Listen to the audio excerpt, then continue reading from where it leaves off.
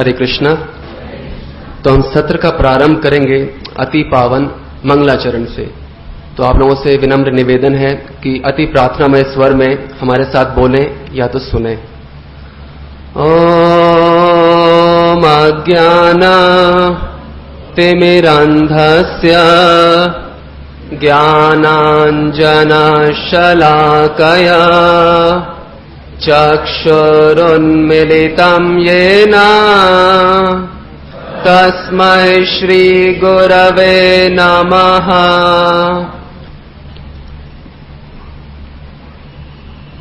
हम ये जो सेशंस हैं पिछले 4 वर्षों से कर रहे हैं और हमारा ये अनुभव है, कई भक्त लोग हमारे को इस सत्र के बाद आके बताते हैं कि जीवन के सबसे महत्वपूर्ण 1.5 घंटा जो उनका था वो ये वाला था। तो हमें पूरी आशा है, पूरा विश्वास है और इसी आशा और विश्वास के साथ और शुभकामनाओं के साथ हम इस सत्र का शुभारंभ करेंगे, ताकि जैसे कई हजारों भक्तों के जीवन में क्रांति आई है, आप सबके जीवन में भी सही रूप से क्रांति आए और ये विषय हम अच्छी तरह समझ पाएं, इसके लिए हम एक विशेष प्रार्थना कर रहे हैं। आप हमारे साथ सुन सकते हैं। मुनीन्द्र वृंद वंदिते त्रिलोक शोकहारिणि प्रसन्न वक्त्र पंकजे निकुंज भूविलासिनी व्रजेन्द्र भानुनंदनी व्रजेन्द्र सुनु संगते कदा करिष्यसि मां कृपा कटाक्ष भाजनम् कदा करिष्यसि मां कृपा कटाक्ष भाजनम्।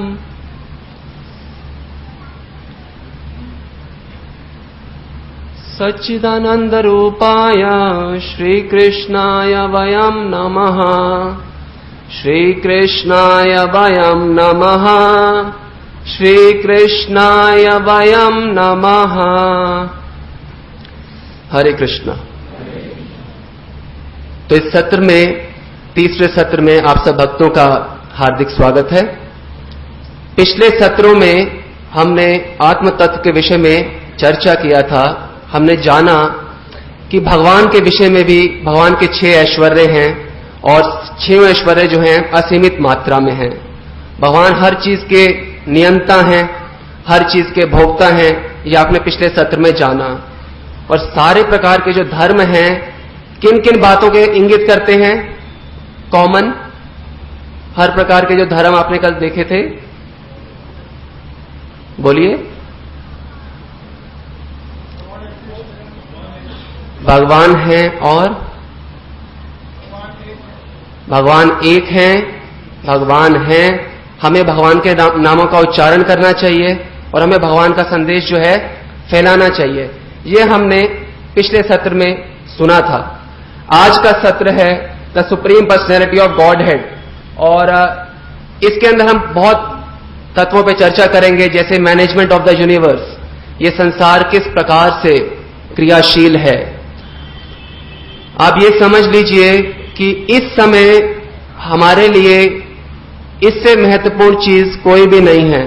तो आप सबसे निवेदन है कि कृपया एकाग्रचित होकर सुने, समाधि चित्त होकर सुने एक एक वाक्य पे, क्योंकि ये सेशन रहेगा लगभग 90 मिनट का और उसमें लगभग 100 से भी ज्यादा शास्त्रों के से आपको बताया जाएगा। हालांकि जो सत्र है इसको हम बहुत कम भी करते हैं तो भी 10 घंटे का होता है और अब जो आपको बताया जाएगा केवल 90 मिनट में सारांश बताया जाएगा। तो कृपया एक एक बात को बहुत ध्यान से श्रवण कीजिएगा। भगवान श्री कृष्ण परम भगवान हैं, जैसे आप लोग जानते हैं, और भगवान का एक नाम है असम ऊर्ध्व। ये संस्कृत का शब्द है। असम मतलब जिनके समान कोई ना हो, ऊर्ध्व और ना उनसे बढ़कर कोई हो। भगवान श्री कृष्ण के ना तो कोई समान है ना उनसे कोई बढ़ के है।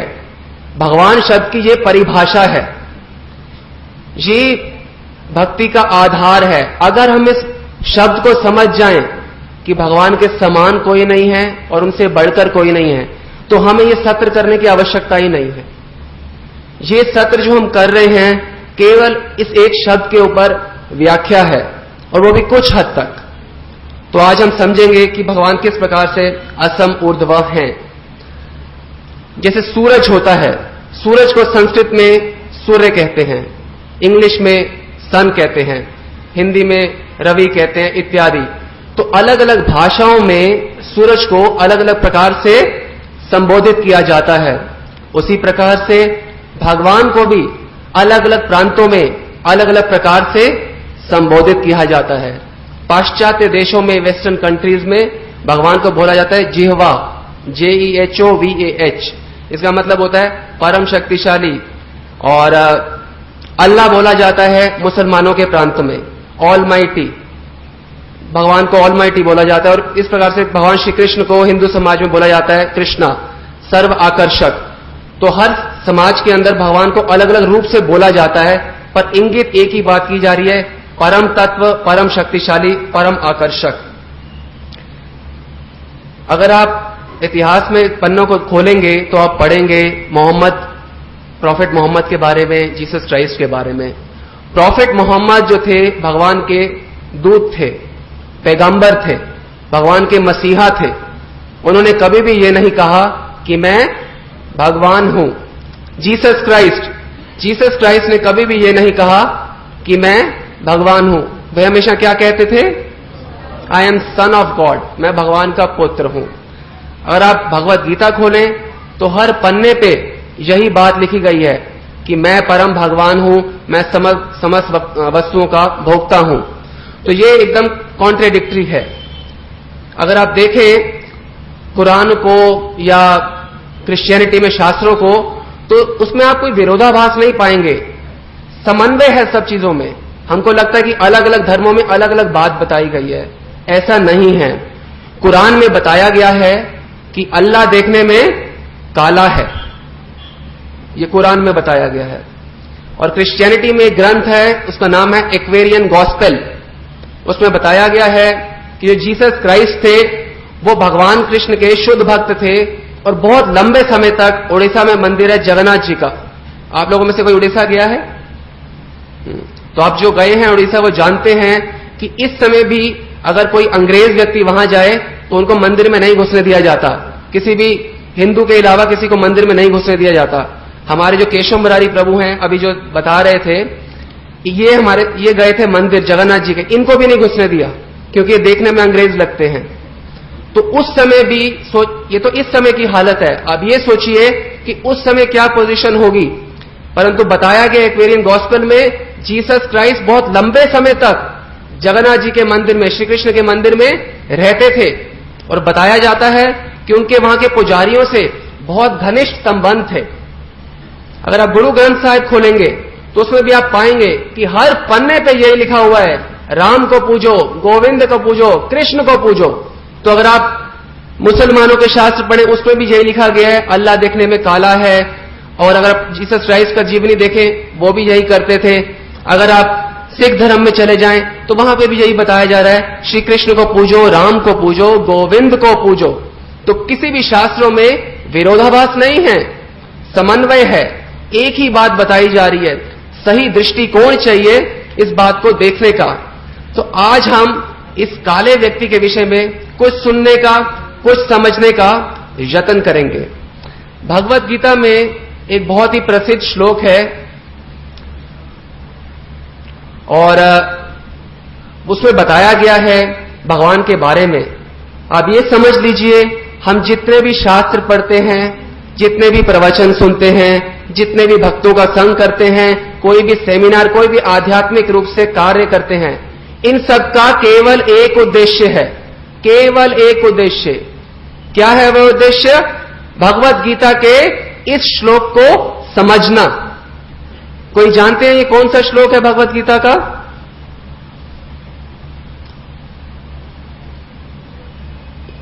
ये श्लोक है भगवत गीता के 4 अध्याय का 9वां श्लोक।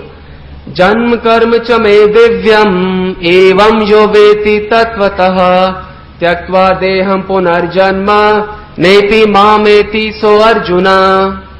इस श्लोक में भगवान बता रहे हैं मेरे जन्म और कर्म क्या है? दिव्य हैं। जन्म कर्म चमे दिव्यम एवं यो वेति तत्वतः, जो इस बात को तत्व से समझ जाता है। किस बात को? कि श्री कृष्ण के जन्म और कर्म दिव्य हैं, उस व्यक्ति को त्यक्त्वा देहम, देह त्याग करने के बाद पुनर्जन्म नहीं लेना पड़ता। भगवान श्री कृष्ण इस श्लोक के माध्यम से बता रहे हैं कि केवल मेरे ही जन्म और कर्म जो हैं वो दिव्य हैं, आपके जन्म कर्म दिव्य नहीं हैं। आपको छोड़िए, किसी भी देवी व देवता के भी जन्म कर्म दिव्य नहीं हैं। इस बात को तत्व से समझना है। सुनने में कितनी सरल लग रही है ये बात, कि सिर्फ यही समझना है क्या? इससे हमारे को आनंद की प्राप्ति होगी, जन्म मृत्यु को हम पार कर जाएंगे। जी हां, केवल यही समझना है। अगर हम ये समझ गए तो सब कुछ समझ गए, और अगर हम ये नहीं समझे तो कुछ नहीं समझे।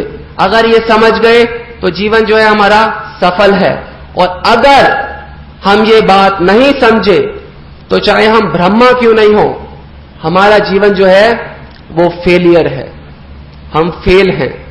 भगवद गीता के 9वें अध्याय के 3रे श्लोक में बताया गया है, अश्रद्धानः पुरुष धर्मस्य अस्य परंतप अप्राप्य माम निवर्तन्ते मृत्यु संसार वर्तमनि।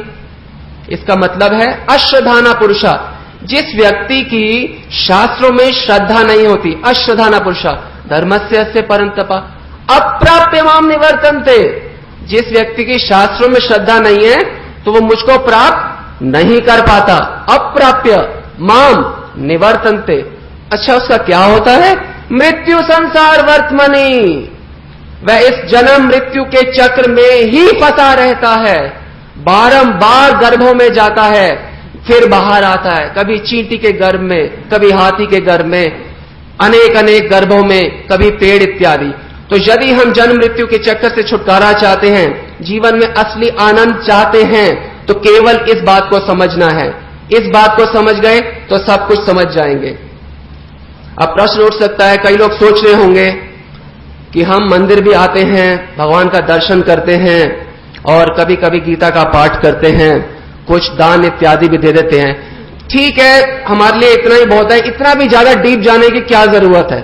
हम तो आफ्टर ऑल गृहस्थी हैं, इतना डीप हम कोई साधु संत थोड़ी ना है। परंतु ऐसी बात नहीं है। ये भगवान ने जो श्लोक बोला है सब जीवों के लिए बोला है। अगर हम में से जो व्यक्ति ये बात नहीं समझेगा, वो नॉन स्टॉप जन्म मृत्यु के चक्र में फंसा रहेगा हमेशा हमेशा के लिए।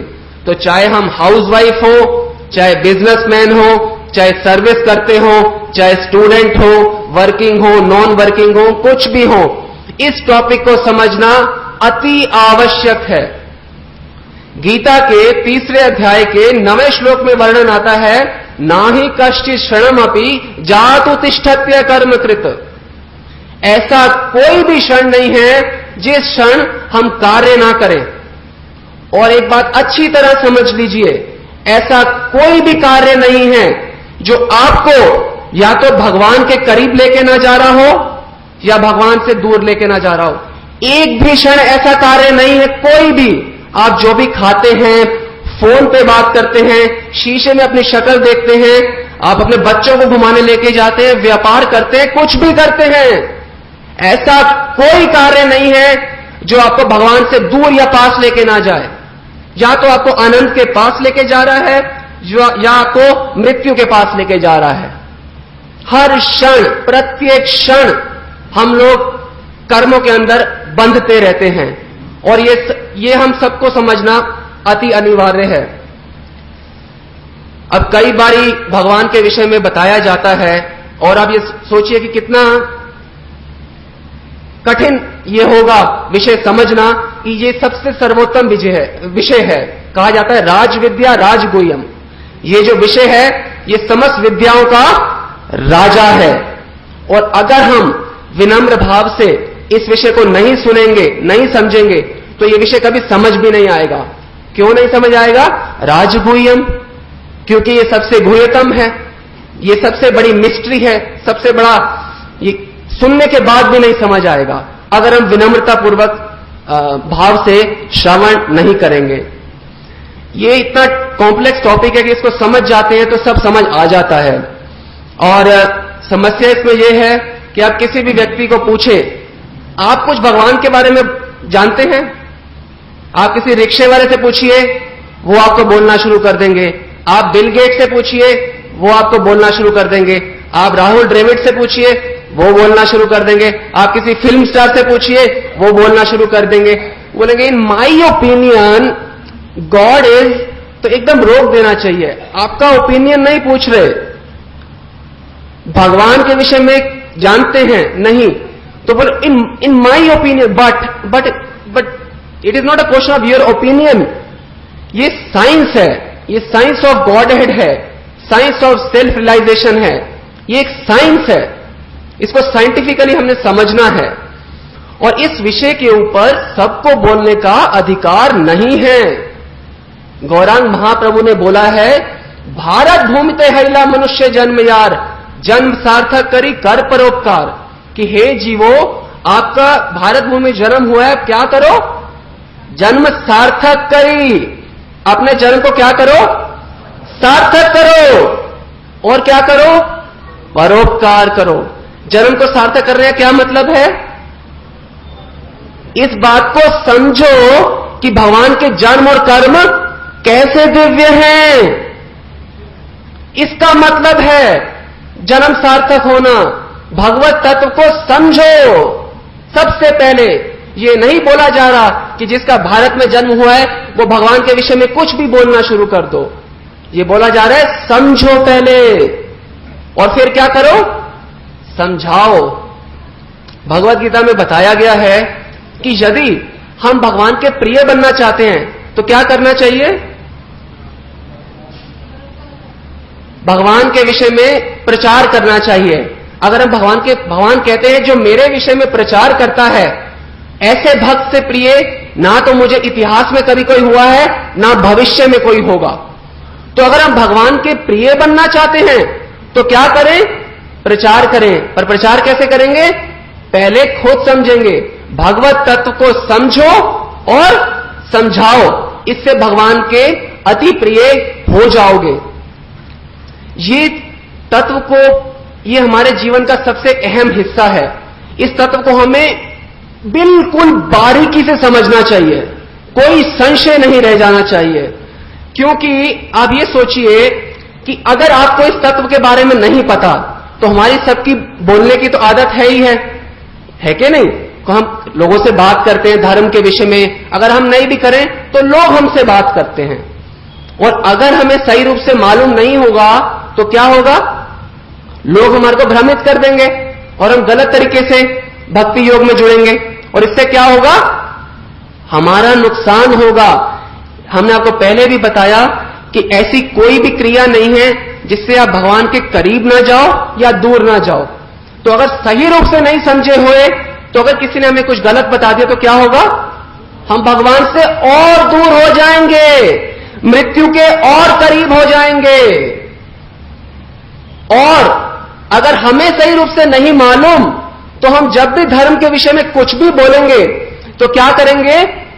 दूसरे व्यक्ति को भगवान से, वो ऑलरेडी बहुत दूर है, उसको और दूर कर देंगे, वो मृत्यु के और करीब जाएगा।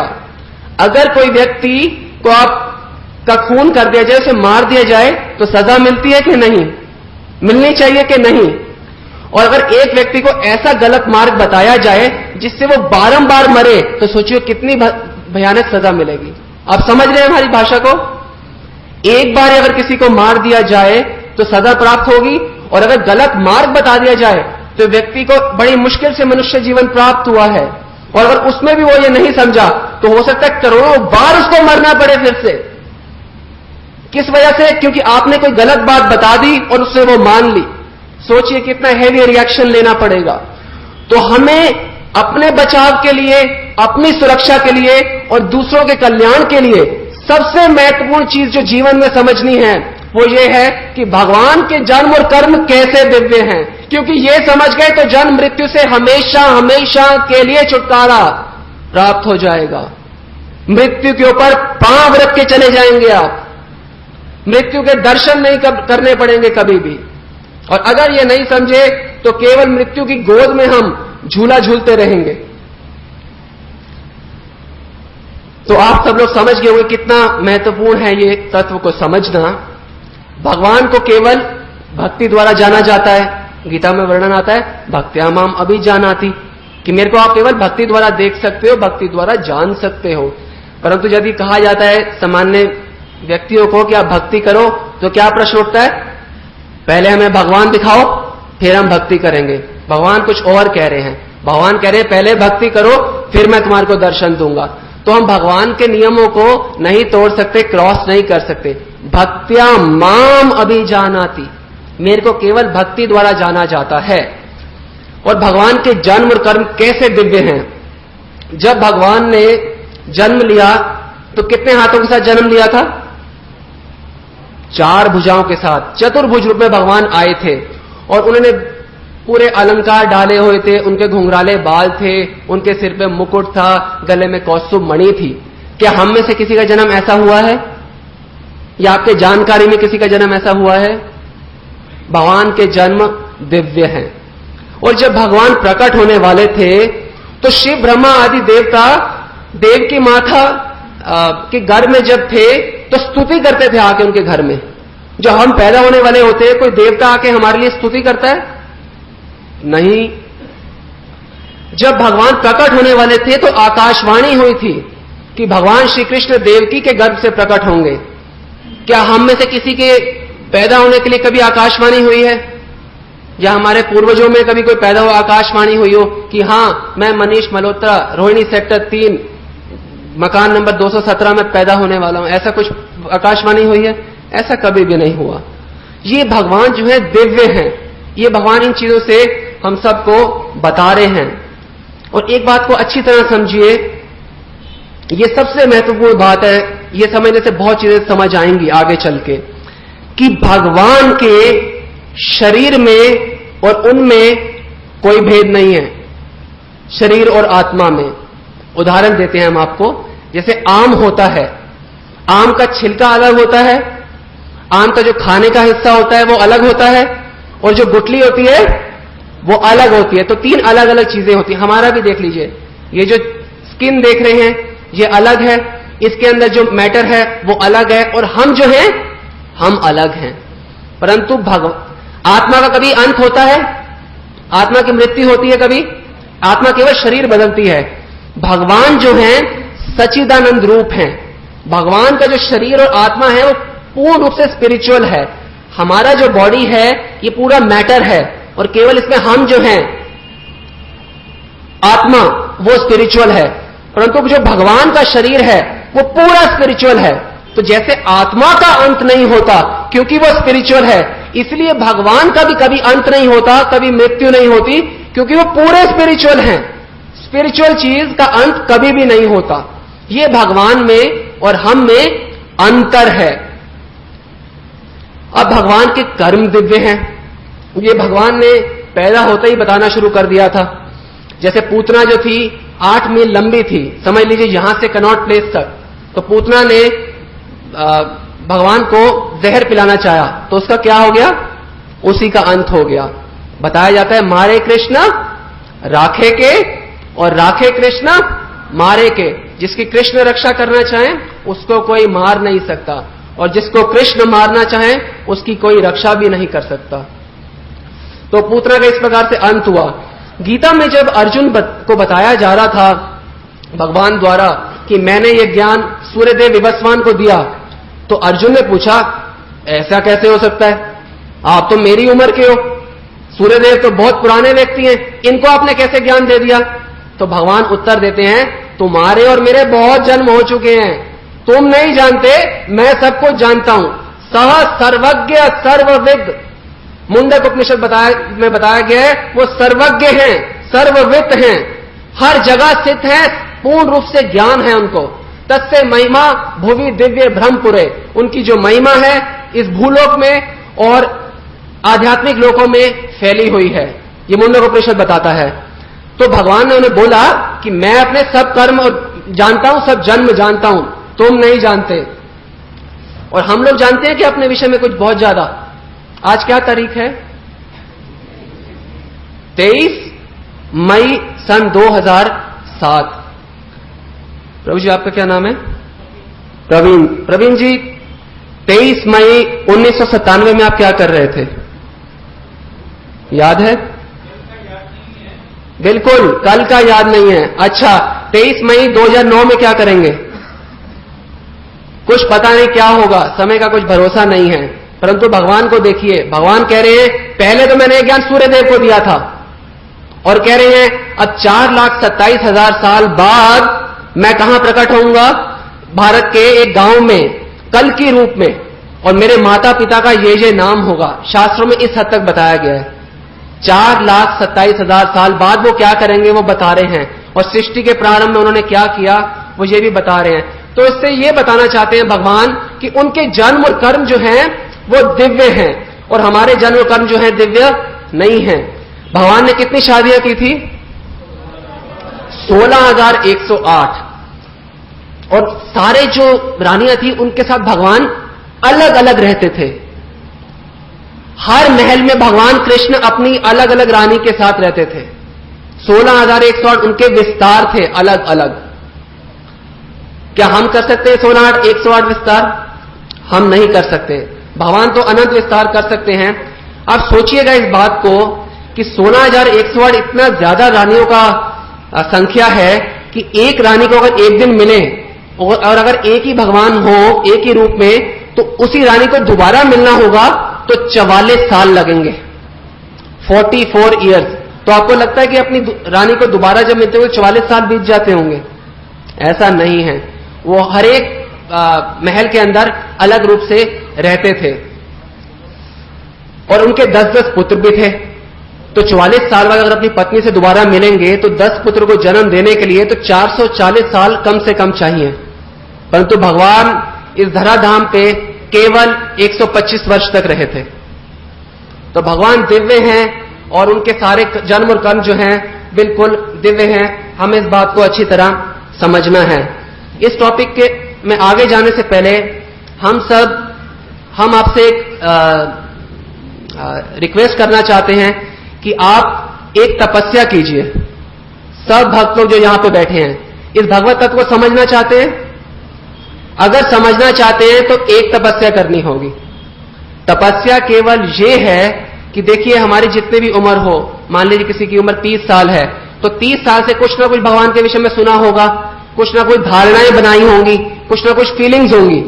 कृपया इन सब को बाहर हटा दीजिए, बिल्कुल बाहर हटा दीजिए, और बिल्कुल फ्रेश दिमाग से, ओपन माइंड से इस भगवत तत्व को समझने का कोशिश कीजिए। ये तत्व तभी अंदर जाएगा जब बेतत्व की चीजें यहां से बाहर चली जाएंगी।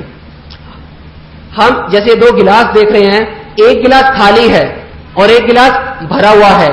अगर हम खाली गिलास में डालना चाहें कोई चीज तो पूरे तरीके से हम डाल सकते हैं। अगर उस भरे हुए गिलास में डालना चाहेंगे तो क्या हम डाल सकते हैं? हम नहीं डाल सकते। तो आप सबसे रिक्वेस्ट है कि आपने जो धारणाएं बनाई होंगी, हम परिवारों में रहते हैं तो कुछ परिवारों में कुछ विधि विधान चलते हैं और हमारे पिछले जन्म के संस्कार हैं, तो हम विशेष कई धारणाएं बना लेते हैं कि जैसे कि सभी भगवान हैं और हम किसी में भेदभाव नहीं करते, हमारे लिए सब एक बराबर हैं, किसी को फोर्स नहीं करना चाहिए, हमारे लिए हमारे माँ बाप भगवान हैं, और कोई बोलता है मेरा कर्म ही मेरी पूजा है। कलयुग में बच्चों को पालना ही भगवान की असली पूजा है। भगवान एक ज्योति है, भगवान एक विश्वास है, भगवान शून्य है। अनेक प्रकार की धारणाएं अनेक प्रकार के जीवों की हैं। इस संसार में लगभग 7 अरब लोग रहते हैं, तो 7 अरब प्रकार की धारणाएं हैं। तो सब अपनी अपनी धारणा को, आपकी धारणा इनसे भिन्न है, आपकी धारणा इनसे भिन्न है, तो सबकी अलग अलग धारणाएं हैं। परंतु भगवान कहते हैं सुनो, मेरी भी धारणा है कुछ, मैं भगवान हूं, मेरी धारणा सुनो क्या है परतत्व के विषय में। तो कृपया अपने मन से जितने भी धारणाएं बनाई हैं उनको सबको बाहर कर दीजिए 1-1.5 घंटे के लिए। ये तपस्या करने के लिए आप तैयार हैं? सब कठिन है क्या? और इस बात को हम आपको याद दिलाएंगे, क्योंकि अगर ये तपस्या करेंगे तो ही ये चीज समझ आएगी। आप में से न्यूरोलॉजी के विषय में कितने लोग जानते हैं? प्रैक्टिकली कोई भी नहीं। न्यूरोलॉजी जो है ब्रेन से रिलेटेड विषय है, और इस विषय को कई लाखों लोग जानते हैं पूरे विश्व में। आप बोल सकते हैं हम नहीं जानते, इसमें कोई शर्माने की बात नहीं, क्योंकि हमारा सब्जेक्ट नहीं है। ठीक बात है ना? एंड्रोमायोलॉजी के बारे में कोई जानता है? नहीं। आप बोल सकते हैं हमारा सब्जेक्ट नहीं है, तो हम नहीं जानते। उसी प्रकार से स्पिरिचुअलिटी भी अभी तक हम लोग, हमारा सब्जेक्ट ढंग से हम जानते नहीं है। तो इसके बारे में भी अगर हम एक तरीके से मान ले कि हम इतने अच्छी तरह नहीं जानते, तो इसे ऑनेस्टी कहा जाएगा, ये बड़प्पन कहा जाएगा, ये छोटापन नहीं होगा। भगवान के सामने झुकना, इसे बड़प्पन कहा जाता है, और भगवान के सामने अहंकार दिखाना, इसे बचकानी बातें कही जाती हैं। तो अगर आप भगवत तत्व को अच्छी तरह समझना चाहते हैं, तो अपने मन से सारी की सारी धारणाओं को बाहर कर दीजिए। एक और उदाहरण से आपको समझाएंगे। एक बार दो बच्चे आए एक टीचर के पास मृदंगा सीखने के लिए। एक टीचर ने पूछा कि बेटा आपको आता है मृदंग? उसने कहा मुझे बिल्कुल भी नहीं आता। तो टीचर ने बोला आपकी जो फीस है वो 300 रुपए है।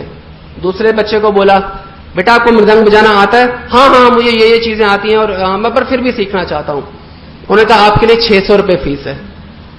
तो हैरान हो रहे होंगे आप भी कि जिसको आता है उसके लिए 600 और जिसको नहीं आता उसके लिए 300। 300 इसलिए है कि वो तो एकदम फ्रेश माइंड से आया है, उसको जो सिखाओगे वो सीख जाएगा। पर जिस व्यक्ति को पहले से लगता है कि मुझे आता है जबकि उसको नहीं आता, वो उस व्यक्ति को सिखाना पड़ेगा। तो सबसे पहले वो हटाना पड़ेगा जो उसको लगता है कि उसको आता है, और उसके बाद उसको साफ करके सही रूप से ज्ञान देना पड़ेगा ताकि वो अच्छे तरीके से समझ पाए। नेक्स्ट, तो आप सबसे अनुरोध है कि अच्छी तरह तपस्या का पालन करें। जैसे ही कोई बात सुने अपना एक्सपीरियंस को पहले लेके ना आए, बिल्कुल फ्रेश माइंड से सुनिए। भगवत तत्व को समझना कोई लग्जरी नहीं है। It is not a optional activity, it is a compulsory activity. भगवत तत्व को नहीं समझेंगे तो मृत्यु हमारे को समझाती रहेगी बार बार कि बार बार मरो, बार बार मरो। तो अच्छी तरह हमें समझना है और संसार में इस ज्ञान का प्रचार करना है। भगवत तत्व को समझने के लिए, आध्यात्म को समझने के लिए और उसमें आगे बढ़ने के लिए सबसे प्रमुख चीज जो है, जिस चीज की आवश्यकता है, वो है शास्त्रों में पूर्ण श्रद्धा, पूरा दृढ़ विश्वास होना शास्त्रों में कि शास्त्र में जो बात कही गई है वो सही कही गई है। शास्त्र जो है भगवान की वाणी है। जैसे भगवान कंप्लीट हैं, परफेक्ट हैं, उसी प्रकार से शास्त्र भी कंप्लीट हैं और परफेक्ट हैं। भगवान ने हम सब जीवों के लिए शास्त्र दिए हैं। भगवान ने करुणावश दिए हैं ये शास्त्र। जीव करुणा कैले दिए वेद पुराण। जीवों पे करुणा करने के लिए भगवान ने शास्त्र दिए हैं हमें। हम इनको समझें और अपना जीवन सफल बनाएं। और ये बताया जाता है कि जो शास्त्रों में श्रद्धा नहीं रखता, जो संशय करता है, संशयात्मा विनश्यति, ऐसे संशयात्मा का विनाश हो जाता है। तो हमें आधे अधूरे मन से शास्त्रों को स्वीकार नहीं करना। एक बात स्वीकार करें, एक न करें, क्योंकि आप सब लोग जानते हैं half knowledge is dangerous, not just dangerous, very very dangerous, very very dangerous. तो इसे हमने अच्छी तरह समझना है। शास्त्रों को समझे कैसे, ये अर्जुन बता रहे हैं गीता में। अर्जुन कहते हैं सर्वद एतदृतम मन्ये जन्मां वदसि केशवः नाहि तु भगवान व्यक्तिम विदुर्देवा न दानवः। अर्जुन कहते हैं सर्वम एतदृतम मन्ये, हे भगवान मैं आपकी सारी बातें स्वीकार करता हूं। जन्मां वदसि केशवः नाहि तु भगवान व्यक्तिम विदुर्देवा न दानवः। आपकी बातों को तो देवता भी नहीं समझ सकते अगर अपनी बुद्धि के अनुसार समझेंगे। तो आप जैसे जैसे बता रहे हो मैं वैसे वैसे पूर्ण रूप से आपकी बातें स्वीकार करता हूं। तो हमें भी अर्जुन की भांति भगवान की सारी बातों को स्वीकार करना चाहिए। अगर हम आधे अधूरी बात को स्वीकार करेंगे तो उसी प्रकार से है कि रेसिपी बुक आपको दी जाए कि ऐसे ऐसे करो और कोई चीज बनेगी, उसमें से आप 3-4 चीजें ना मानो, तो जो आप एंड रिजल्ट चाहते हो वो प्राप्त होगा आपको? कभी नहीं। तो भगवान ने जो शास्त्र दिए हैं करुणावश दिए हैं। किस लिए? कि हम जीव जो है संसार में दुख भोग रहे हैं, हमें खुशी प्राप्त हो। भगवान ने रेसिपी दी है हाउ टू बी हैप्पी, हम खुश कैसे रह सकते हैं। और इसमें अगर हम अपने मन माने तरीके से कुछ एक्सेप्ट रिजेक्ट कर देंगे तो हम अंत में कभी खुश नहीं हो पाएंगे। भगवान को हमसे कुछ नहीं चाहिए, वो पूर्ण हैं, पूर्ण। उन्होंने करुणावश हमें शास्त्र दिए हैं। हम आपसे कुछ प्रश्न पूछेंगे, आप हमें उनका उत्तर दीजिएगा। आप मंदिर जाते होंगे और एक माता को शेर पे बैठे हुए देखते होंगे, तो उनको आप क्या बोलते हैं? उन्हें सीता माता क्यों नहीं बोलते? हाँ जी, सीता माता शेर पर नहीं बैठती। आपको कैसे पता?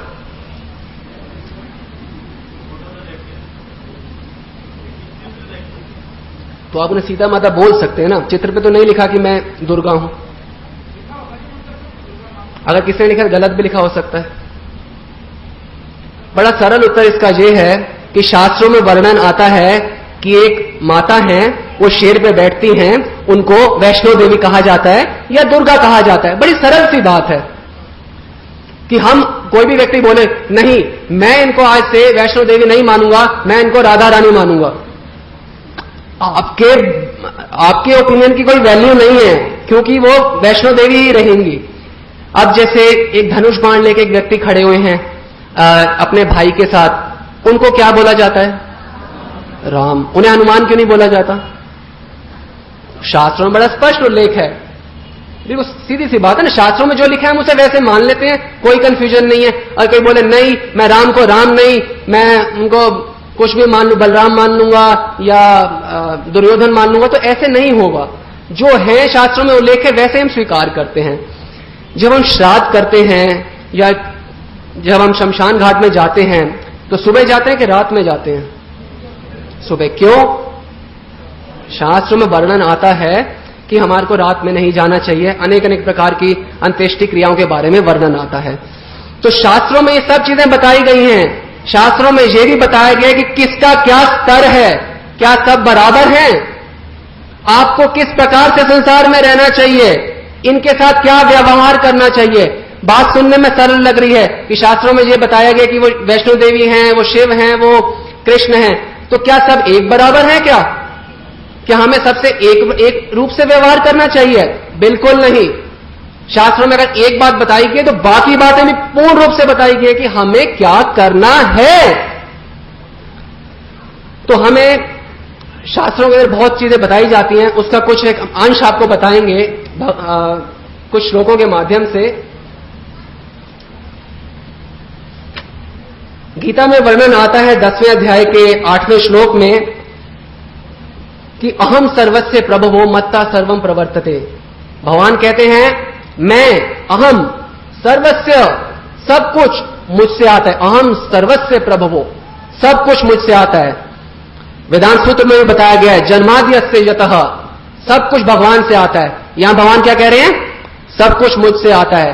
और जो ये बात अच्छी तरह जान लेता है बुद्धाभाव संबंधी, तो वो मेरी भक्ति में लगता है। सब कुछ भगवान से आता है। सुनने में कितनी सरल बात लग रही है।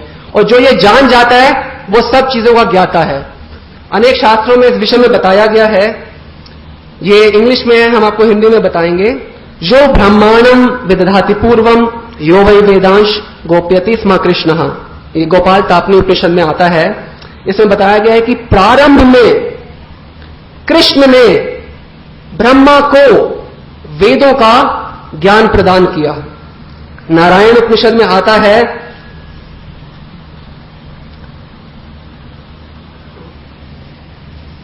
ओम अथ पुरुषो ह वै नारायणो। इसका अर्थ यह है सरल भाषा में कि भगवान ने जब सृष्टि करनी चाहिए, भगवान की इच्छा हुई सृष्टि करने की। छांदोग्य उपनिषद में वर्णन आता है तद एकशतः, भगवान ने जब सृष्टि करनी चाहिए तो केवल दृष्टिपात किया तो सृष्टि हो गई। और मुंडक उपनिषद में भी ऐसे ही वर्णन आता है कि भगवान ने स एकशतः। ऐत्रेयी उपनिषद में भी वर्णन आता है स एकशता लोक अनुसृजा इति, कि उन्होंने सृष्टि की रचना करना चाहिए तो लोकों की अनुसृजा सृष्टि करनी चाहिए, तो दृष्टिपात किया। और आगे बताया गया है उपनिषदों में, नारायणात् ब्रह्मा जायते, नारायणात् प्रजापति प्रजायते, नारायणात् इंद्रो जायते, नारायणात् अष्टो वसो जायन्ते, नारायणात् एकादश रुद्र जायन्ते, नारायणात् द्वादश आदित्य। कृपया समाधिचित होकर सुने सब चीजों को। नारायण से ब्रह्मा उत्पन्न होते हैं, नारायण से प्रजापति उत्पन्न होते हैं, नारायण से इंद्र और 8 वसु उत्पन्न होते हैं, और नारायण से ही 11 रुद्र तथा 12 आदित्य उत्पन्न होते हैं। ये नारायण कृष्ण के ही अंश हैं।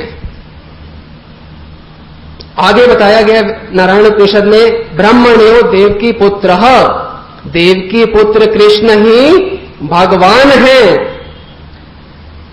आगे बताया गया है, एको वही नारायण आसीन, ब्रह्मा ना ईशानो, नापो नाग्नि अस्मो नेमे, ध्यावा पृथ्वी, ना नक्षत्राणि ना सूर्य।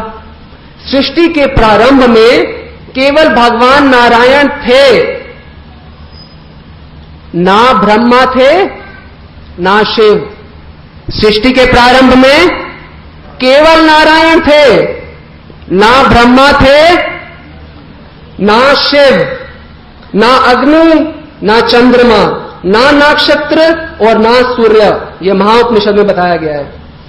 और यहां तक बताया गया कि शिव जी, चलिए आगे बताते हैं, मोक्ष धर्म में क्या कहा गया है। प्रजापति च रुद्रम चाप्यम एव सृजामि वही, तो ही माम ना विजानी तो मम माया विमोहित। भगवान श्री कृष्ण कहते हैं, मैंने ही प्रजापतियों को, शिव को तथा अन्यों को उत्पन्न किया। मैंने शिव को तथा प्रजापतियों को उत्पन्न किया, किंतु वह मेरी माया से मोहित होने के कारण, मम माया विमोहित हो, मेरी माया से मोहित होने के कारण वो ये नहीं जानते कि मैंने उन्हें उत्पन्न किया। भगवान श्री कृष्ण मोक्ष धर्म में कह रहे हैं। और आगे बताया जाता है शास्त्रों में, नारायण परो देवस्तस्मात् शत चतुर्मुख तस्माद् रुद्रो भवद्देव स च सर्वगताम गतः। नारायण भगवान है जिनसे ब्रह्मा उत्पन्न हुए हैं, और फिर ब्रह्मा से शिव उत्पन्न हुए हैं। नारायण से ब्रह्मा और फिर ब्रह्मा से शिव उत्पन्न हुए हैं। भगवान सभी समस्त उत्पत्तियों के स्रोत हैं। तो ये चीजें हमने आपको अलग अलग शास्त्रों से बताई, और इससे हमारे संशय धीरे धीरे दूर होने शुरू होंगे। एक बहुत ही प्रसिद्ध ग्रंथ है, सबसे प्राचीन ग्रंथ, इसका नाम है ब्रह्म संहिता। ब्रह्म संहिता के अंदर वर्णन आता है 5वें अध्याय के पहले श्लोक में। आप सब लोगों ने श्लोक कई बार सुना है। श्लोक के बारे में हम नहीं बताना चाहेंगे खास, क्योंकि श्लोक क्यों, किसने बोला गया है, उस व्यक्ति के बारे में आपको बताना चाहेंगे। ये श्लोक बोला है ब्रह्मा जी ने। ब्रह्मा जी कौन है? इस सृष्टि के पहले व्यक्ति। जब इस सृष्टि में कोई भी नहीं था तब भी ब्रह्मा जी थे। और ब्रह्मा जी ने, देखिए, जब आप अपने घर की कंस्ट्रक्शन करते हैं तो आपको मालूम होता है कि बाथरूम कहां है, किचन कहां है, ड्राइंग रूम कहां है, सब कुछ चीजें। उसी प्रकार से जितना इस संसार के बारे में ब्रह्मा जी को पता है, उतना किसी को भी नहीं पता। तो ब्रह्मा जी क्या कहते हैं? ईश्वरः परमा कृष्ण सच्चिदानंद विग्रह अनादिरादिर गोविंद सर्व कारण कारणम। ईश्वर परम कृष्ण। परम ईश्वर कौन है? श्री कृष्ण है। वे सभी कारणों के कारण हैं, उनका कोई कारण नहीं है। सच्चिदानंद विग्रह है। ये शब्द ब्रह्मा जी के हैं। कई बार ब्रह्मा जी सृष्टि में सबसे बड़े व्यक्ति लगते हैं, तो एक बार नारद जी ने प्रश्न ही कर लिया ब्रह्मा जी से। भागवत के दूसरे स्कंद में वर्णन आता है कि ब्रह्मा जी क्या आप भगवान हो? क्योंकि आपके अलावा तो मैं किसी को नहीं देखता, सबसे बड़े व्यक्ति क्या आप हो? ब्रह्मा जी ने कहा, नहीं नहीं नहीं नहीं, ऐसी बात सपने में भी मत सोचना, मैं भगवान नहीं हूं, परम भगवान श्री कृष्ण हैं। श्री कृष्ण को भजना चाहिए। 10वें अध्याय के 12वें श्लोक में अर्जुन भगवान के विषय में कहते हैं, परब्रह्म परम धाम पवित्रम परम भवान पुरुषम शाश्वतम दिव्यम आदि देवम अजम विभुम। अर्जुन कहते हैं कि आप परब्रह्म हो, परम भगवान हो, आपसे श्रेष्ठ कोई भी तत्व नहीं है। और ये बात इसलिए नहीं कि मैं आपका दोस्त हूं कह रहा हूं, कोई सोचे अर्जुन तो दोस्त हैं कि तारीफ कर रहे हैं, ऐसे ही, ऐसी बात नहीं है। यहां बताया जाता है आहुस्वम ऋषया सर्वे देव ऋषि नारद तथा असितो देवलो व्यास स्वयं चैव ब्रवीषि में, कि असित भी यही कह रहे हैं, नारद भी यही कह रहे हैं, व्यासदेव भी यही कह रहे हैं, सारे बड़े बड़े जो व्यक्ति हैं वो यही कह रहे हैं कि श्री कृष्ण ही परम भगवान हैं। शास्त्रों में ऐसे बहुत हजारों श्लोक हैं जिसमें बताया गया है भगवान की दिव्य स्थिति के बारे में। तो जो सारभूत रूप है, जो सारांश है, हम आपको एक बहुत ही सरल टेबल के रूप में आपको हम समझाएंगे। सृष्टि के प्रारंभ में कोई नहीं था, तब कौन थे? केवल श्री कृष्ण। श्री कृष्ण के पहले जो विस्तार हैं वो हैं बलराम जी। बलराम जी अपना विस्तार करते हैं मूल संकर्षण के रूप में, जिनको महासंकर्षण भी कहा जाता है। फिर महासंकर्षण अपना विस्तार करते हैं चतुर्व्यूह के रूप में। चतुर्व्यूह में कौन है? अनिरुद्ध, प्रद्युम्न, वसुदेव व संकर्षण। फिर संकर्षण जो है अपना विस्तार करते हैं नारायण के रूप में, जिनके आप नारायण का सुन रहे थे। नारायण से ब्रह्मा आते हैं, प्रजापति आते हैं, 11 रुद्र आते हैं, 12 आदित्य, सुना था भी आपने। वो जो नारायण है वो ये दूसरे संकर्षण के अंश हैं। और नारायण जो है अपना फिर विस्तार करते हैं 3 विष्णु के रूप में। विष्णु एक नहीं है, विष्णु 3 हैं। त्रिनी रूपाणी, महाविष्णु, गर्भोदक्षाई विष्णु और शिरोदक्षाई विष्णु। ये जो आपने टेबल देखा है, ये इसमें अभी तक ब्रह्मा जी नहीं आए, इसमें शिव जी भी नहीं आए अभी तक, इंद्र, चंद्र, वरुण कोई भी नहीं आए। क्यों? क्योंकि अभी सृष्टि हुई ही नहीं है। ये सब जो है ये सृष्टि के बाद आते हैं। ये जो भौतिक सृष्टि जिसमें आप लोग रहते हैं, ये संसार, भौतिक संसार, ये कुछ समय के लिए रहता है, फिर इसे ध्वस्त कर दिया जाता है भगवान की इच्छा से। भगवान आंख बंद करते हैं तो संसार ध्वस्त हो जाता है। स ईक्षतः, दृष्टिपात करी, संसार जो है बन जाता है। आंख बंद करी, संसार जो है पूर्ण रूप से खत्म हो जाता है। और ये सब जो है ये स्पिरिचुअल पर्सनैलिटीज हैं, ये पूरे स्पिरिचुअल हैं। क्या मतलब बताया था हमने शुरू में स्पिरिचुअल का? उनके शरीर में और उनमें कोई भेद नहीं है, वो पूर्ण रूप से स्पिरिचुअल हैं। यही भगवान अवतरित होते हैं। हम अवतार शब्द कई बार सुनते हैं, ये भगवान के अवतार हैं। हमें समझना चाहिए कि ये अवतार शब्द है क्या। अवतार शब्द ये है कि 2 प्रकार के संसार हैं। एक ये संसार जिसमें आप सब लोग रहते हैं, और एक है आध्यात्मिक संसार जिसको कहा जाता है परव्योम, आध्यात्मिक जगत, स्पिरिचुअल वर्ल्ड। इसमें भगवान रहते हैं। जैसे परव्योम है, मान लीजिए पूरा जगत, तो सबसे जो बीच का जो हिस्सा है सबसे महत्वपूर्ण वो है गोलोक वृंदावन। वहां पे भगवान श्री कृष्ण अपने सखाओं के साथ, गोपियों के साथ, मां यशोदा के साथ रहते हैं। और बाकी जो है वो वैकुंठ धाम है, इसमें नारायण इत्यादि रहते हैं। नरसिंह भगवान आपने सुना होगा, शेर और मानुष के रूप के अंदर आए थे, तो वो रहते हैं वैकुंठ में। जब भगवान अपने धाम से इस भौतिक संसार में आते हैं तो ऐसे आने को अवतरण कहा जाता है। महापुरुष और भगवान जब अपने धाम से इस संसार में हमारे जैसों का उद्धार करने के लिए आते हैं तो ऐसी क्रिया को अवतरण कहा जाता है। क्या बताना चाहते हैं वो अवतरित होके? कि देखो, तुम्हारा असली घर ये नहीं है, ये तो जन्म मृत्यु का कारखाना है। तुम्हारा असली घर तो मेरा धाम है, आध्यात्मिक जगत, स्पिरिचुअल वर्ल्ड, चलो वहां चलो। यही सिखाने के लिए भगवान इस धराधाम पे अवतरित होते हैं। ये सब जो है स्पिरिचुअल वर्ल्ड है, असंख्य वैकुंठ लोक हैं, राम भगवान का लोक है, वामन भगवान का, वरा भगवान का इत्यादि। हम सब लोग यहां के रहने वाले हैं। We are all residents of the spiritual world. यहां जाना है हमने, भगवान से द्वेष करने के कारण हम यहां पे फंसे हुए हैं। और नेक्स्ट ओके, 3 शास्त्र हैं प्रमुख, श्रीमद् भगवद गीता, जिसको ABCD बोला जाता है स्पिरिचुअल लाइफ का।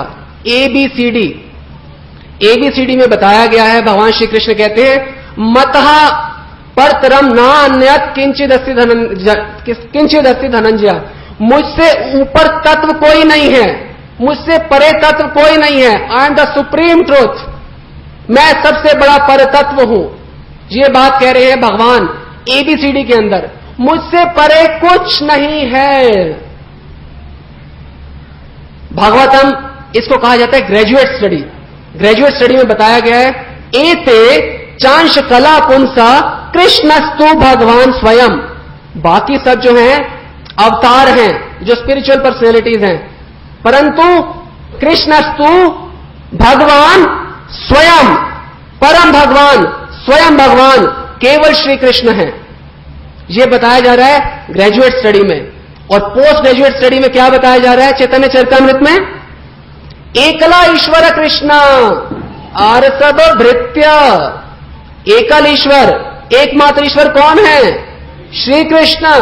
आर्सद भृत्या, भृत्या मतलब दास, बाकी सब उनके दास हैं, चाहे ब्रह्मा हो, शिव हो, आप हो, हम हो या सूर्यदेव हो, सब उनके दास हैं। एकला ईश्वर कृष्ण, केवल एक ही ईश्वर है श्री कृष्ण। अगर हम मनुष्य जन्म पा के इस बात को समझ जाएंगे तो सब कुछ समझ आ जाएगा। अगर आप कोई पशु को यहां बिठा ले, आपको लगता है पशु को समझ आ सकता है? नहीं, ये बहुत विशेष जन्म है, हम सबको प्राप्त हुआ है, ये हमारे को दिया गया है यही चीज को समझने के लिए केवल, और हम संसार में उलझ के रह गए हैं। इस तत्व को हमने अच्छी तरह समझना है, नहीं तो पशु में और हम में कोई भेद नहीं है। खाना पीना सोना बच्चे पैदा करना, बस इस तत्व को समझिए और सब चीजें समझ जाएंगे आप। इसको नहीं समझेंगे जीवन में कुछ समझ नहीं आएगा। मां यशोदा ने एक बारी कृष्ण को बोला, अपना मुंह खोलो, मैंने सुना है तुमने मिट्टी खाई है। तो भगवान श्री कृष्ण ने अपना मुंह खोला, फिर क्या हुआ? पूरे ब्रह्मांड दिखने शुरू हो गए भगवान के मुख के अंदर। ब्रह्मा, शिव, इंद्र, चंद्र, वरुण सब दिखने शुरू हो गए भगवान के मुख के अंदर। तो भगवान अपनी इस लीला के माध्यम से सबको बता रहे हैं कि जब मैं बच्चा हूं तब भी बच्चा नहीं हूं, बच्चे तो तुम हो, तुम बालक हो, मैं बालक होते हुए भी तुम सबका पालक हूं, बालक तुम सब हो। इस बात को भगवान ने अपनी इस लीला से समझाया। और एक और धारणा जो है समाज के अंदर प्रचलित है कि कृष्ण विष्णु के अवतार हैं। सुना है आपने? आप में से कितने लोगों को आज आने से पहले पता था कि 3 विष्णु होते हैं? क्योंकि आप पिछले सत्र में भी आए थे। जब हम विष्णु की बात करते हैं तो हमें पता नहीं होता कि हम कौन से विष्णु की बात कर रहे हैं। कई बार बोला था ना ब्रह्मा विष्णु महेश, तो कौन से विष्णु की बात कर रहे हैं आप उस समय?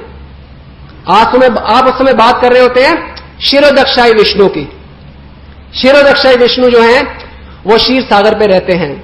तो 3 प्रकार के विष्णु हैं। अगर कोई व्यक्ति बोलता है कि विष्णु जो हैं कृष्ण विष्णु से आए हैं तो ये गलत बात है। अभी आपने देखा कि विष्णु जो हैं भगवान श्री कृष्ण के अंश के अंश के अंश के अंश के अंश के अंश हैं। ये भगवान विष्णु की पोजीशन है। और जब देवताओं को समस्या आती है, ब्रह्मा जी को, शिव जी इत्यादि को, वो अपने आप पूर्ण रूप से नहीं उसको हैंडल कर पाते, तो फिर वो क्या करते हैं? किनके पास जाते हैं? वो किनके पास जाते हैं? क्षीरोदक्षाई विष्णु के पास। जब वो क्षीरोदक्षाई विष्णु के पास जाते हैं तो क्षीरोदक्षाई विष्णु के दर्शन नहीं कर पाते ब्रह्मा शिव इत्यादि।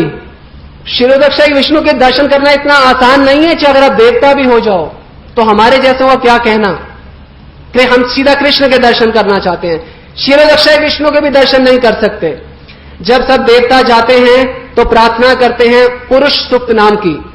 पुरुष सूक्त, स उक्तः, उत्तम प्रकार से स्तुति करने को सूक्त कहते हैं। पुरुष सूक्त नाम की प्रार्थनाएं होती हैं, वो हम भी कर सकते हैं, शास्त्रों में वर्णन आता है उनका। तो पुरुष सूक्त नाम की प्रार्थनाएं करते हैं और भगवान को अपनी समस्या बताते हैं। तो भगवान कहते हैं ठीक है, चिंता मत करो, मैं फिर से अवतरित होऊंगा और आप सबकी समस्याओं का समाधान करूंगा, अभी आप लोग जाओ। और ये ज्ञान सब देवताओं को नहीं बताया जाता जो आ गए प्रार्थना करने, केवल ब्रह्मा जी के हृदय में यह ज्ञान बताया जाता है। ब्रह्मा जी भी दर्शन नहीं कर पाते, क्षीरोदक्षाय विष्णु के भी। और ब्रह्मा भी अलग अलग प्रकार के होते हैं। एक ब्रह्मा ऐसे होते हैं जिनके देवता भी दर्शन नहीं कर पाते, एक विराज ब्रह्मा, एक ब्रह्मा ऐसे होते हैं जिनके देवता दर्शन कर सकते। तो ये बहुत ही ब्रह्मा जी भी बहुत बड़ी पर्सनैलिटी हैं। और फिर भगवान विष्णु के बारे में क्या कहा जाए, और फिर परम पुरुषोत्तम, अनंत कोटि ब्रह्मांड, अनंत कोटि भगवत स्वरूप, अनंत कोटि प्राकृत ब्रह्मांडों के नायक, सर्वज्ञ शिरोमणि भगवान श्री कृष्ण के बारे में क्या कहा जाए। भगवान श्री कृष्ण के दर्शन करना इतना सरल नहीं है, भक्ति करेंगे तो बहुत सरल है। आप सब लोग, हम सब लोग, कोई भी दर्शन कर सकता है। भक्ति केवल इसलिए की जाती है हम भगवान के दर्शन करें, उनके साथ अपना संबंध फिर से जाने, क्या संबंध है हमारा। तो देवता जो हैं वो समस्याओं को लेके जाते हैं, तो भगवान दिव्य ज्ञान, भगवान जो संदेश देना होता है ब्रह्मा के माध्यम से देते हैं।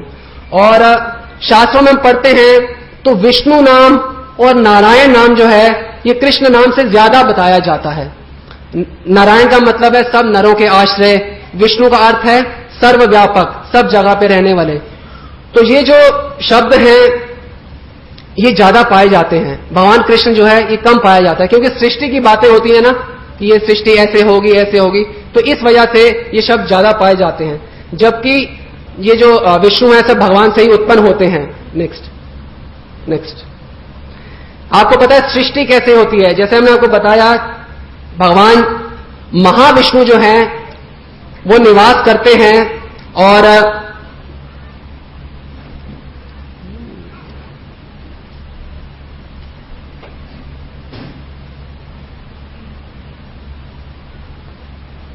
ये जो बीच में हमने बनाया है ये है महाविष्णु के रहने की जगह।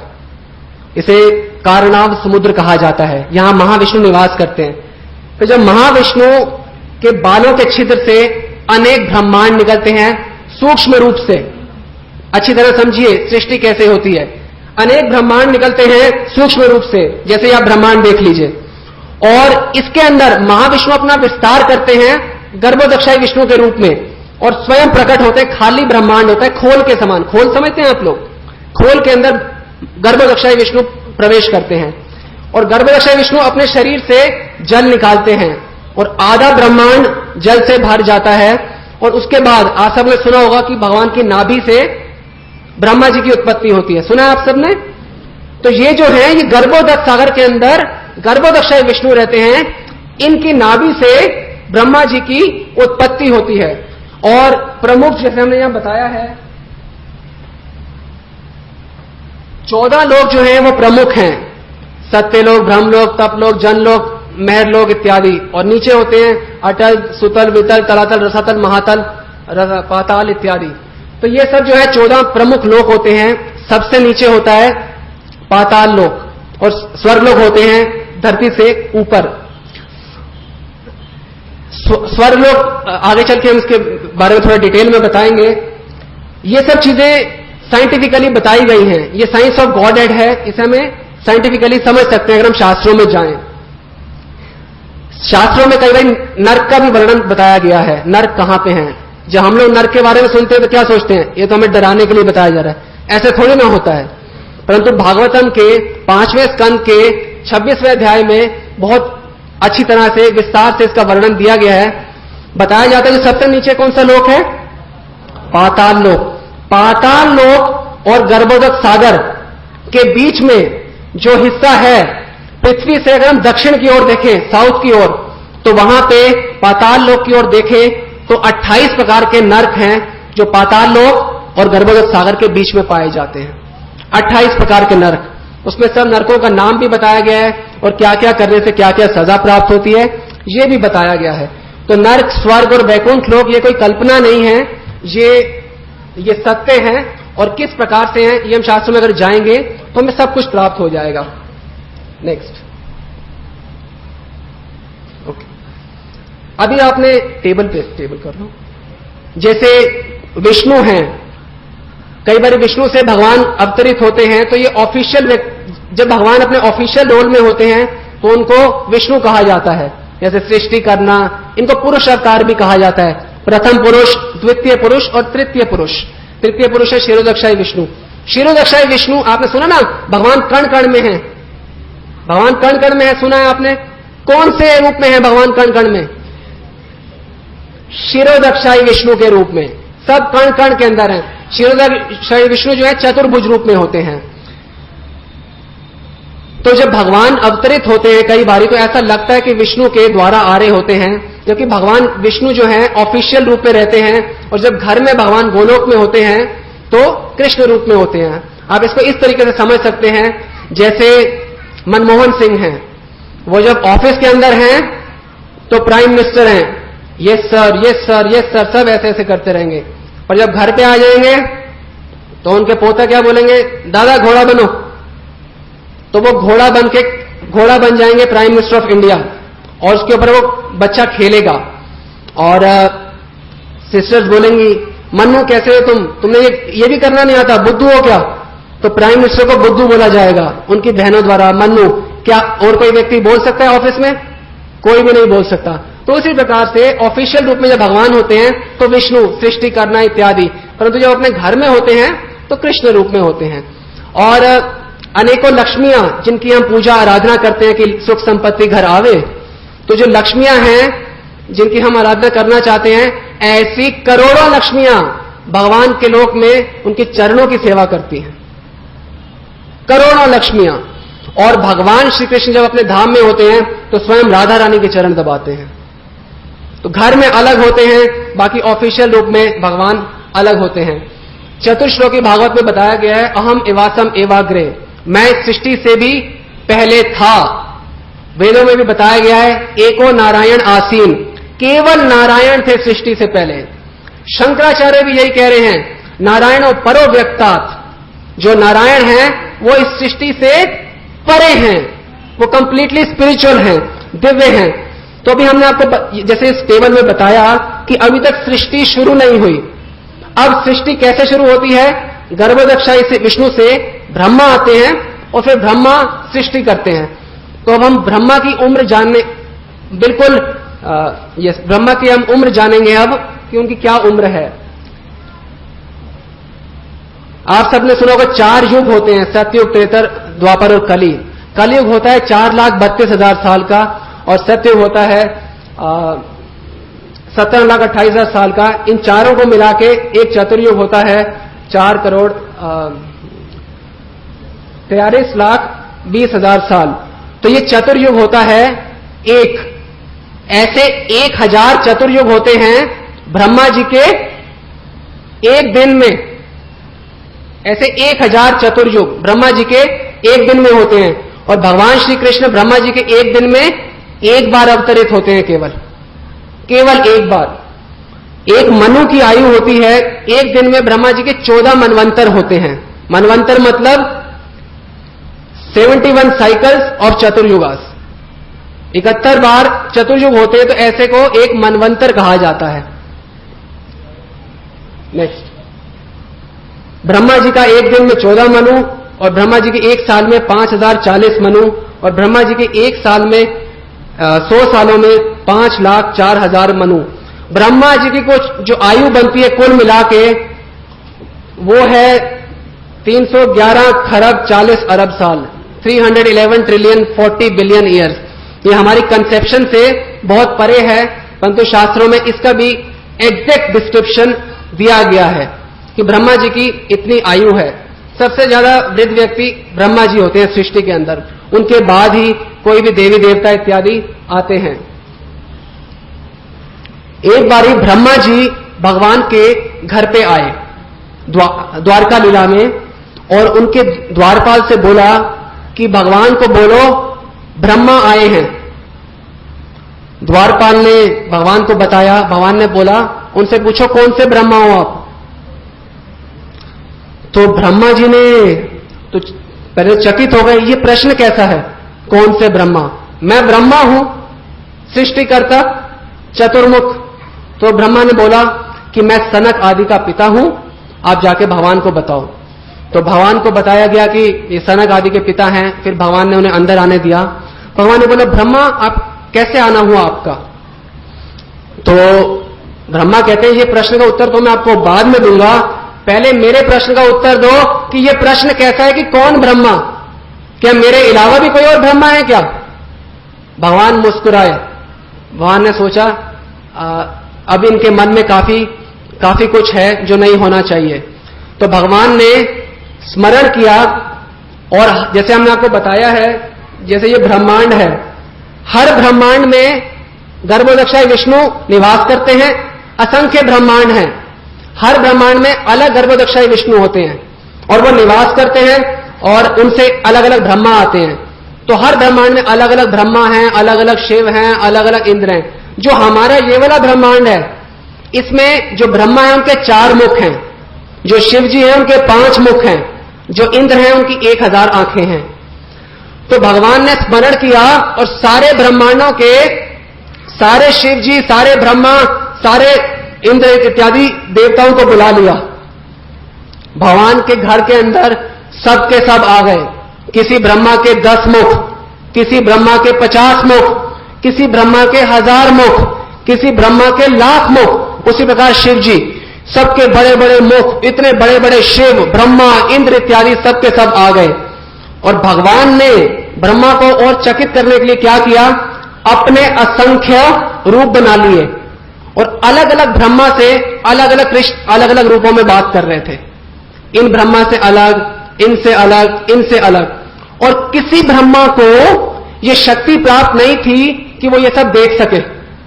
केवल ये जो हमारे चतुर्मुखी ब्रह्मा हैं, इनका भ्रम दूर करने के लिए भगवान ने उन्हें ये दिव्य शक्ति दे दी थी कि तुम सब ये सब देख सको ये क्या हो रहा है।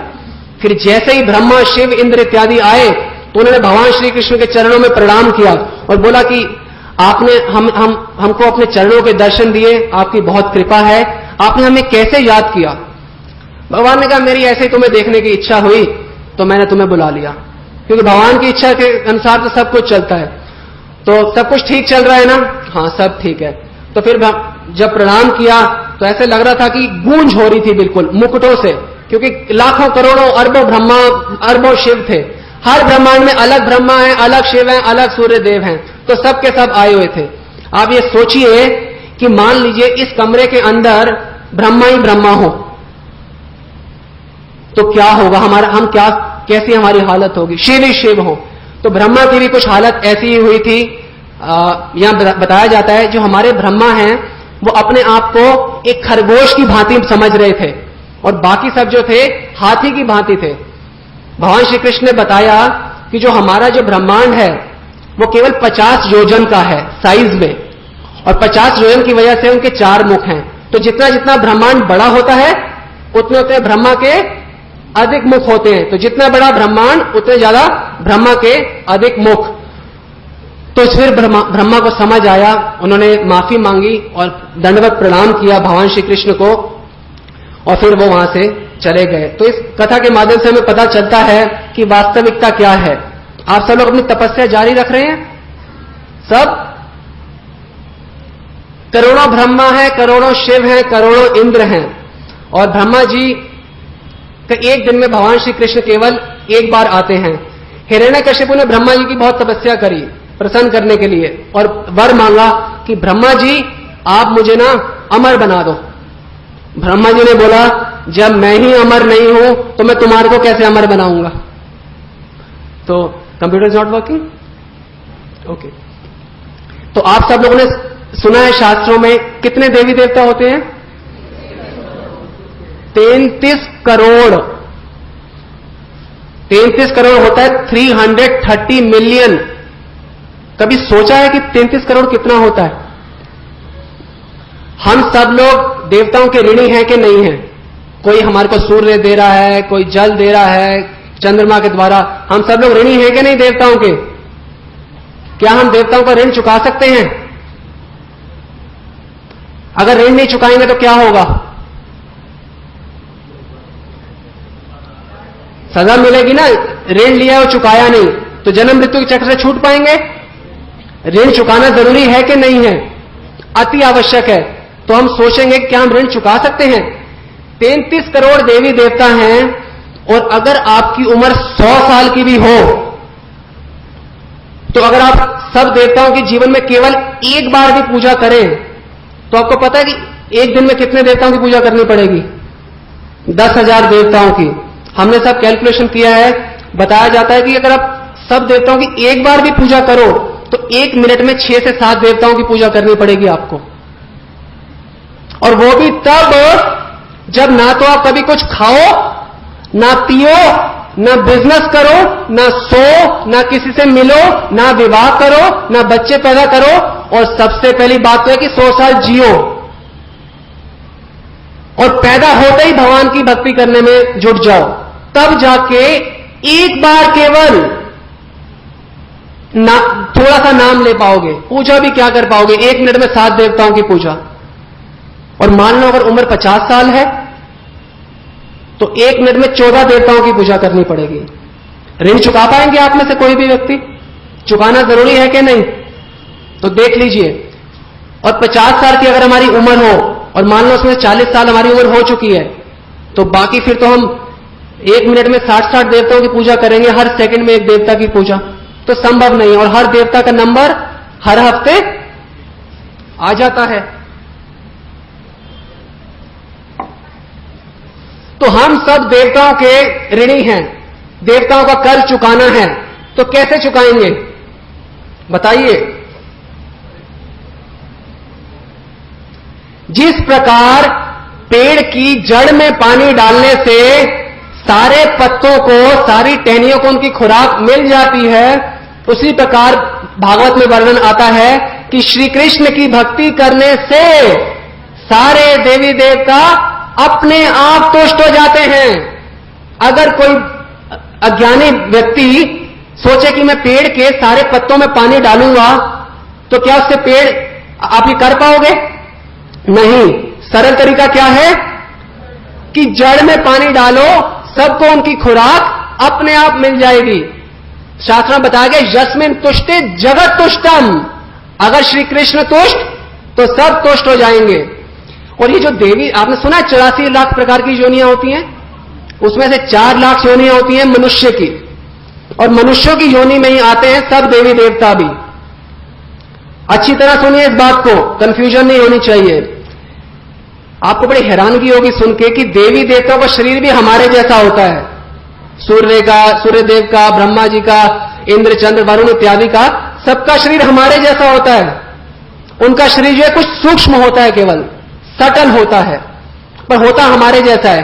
जैसे इस शरीर के अंदर हम रहते हैं और परमात्मा रहते हैं। किस रूप में रहते हैं परमात्मा? किस रूप में रहते हैं परमात्मा? क्षीरोदक्षाय विष्णु के रूप में, चतुर्भुज रूप में। तो ब्रह्मा जी के हृदय में भी ऐसे ही रहते हैं भगवान, शिव जी के हृदय में भी ऐसे ही रहते हैं भगवान, अग्नि के हृदय में भी ऐसे ही रहते हैं भगवान, सूर्यदेव के हृदय में भी। सब ये भी जीव है हमारी तरह, अलग शरीर है। जैसे अगर आप कोट डाल लोगे तो आप अलग व्यक्ति बन जाओगे क्या? आप तो नहीं चेंज होगे। उसी प्रकार से अलग शरीर डाल लिया गया है केवल। अब वो देवता बन गए। कभी पशु होता है व्यक्ति, कभी पेड़ होता है, कभी देवता बन जाता है। परंतु शरीर के अंदर आत्मा रहती है, हम खुद रहते हैं, और परमात्मा विष्णु के रूप में भी रहते हैं। तो ये सब भी जो है ये केवल योनियां हैं। और ये जो ब्रह्मा है और ये इंद्र है, ये सब पोस्ट हैं, ये व्यक्तियों के नाम नहीं है।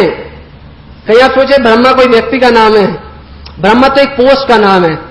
जैसे प्राइम मिनिस्टर पोस्ट होता है कि व्यक्ति होती है, उसी प्रकार से ब्रह्मा जी भी एक पोस्ट है। आजकल की सिचुएशन आपको बताते हैं, आजकल क्या हो रहा है इन पोस्ट पे।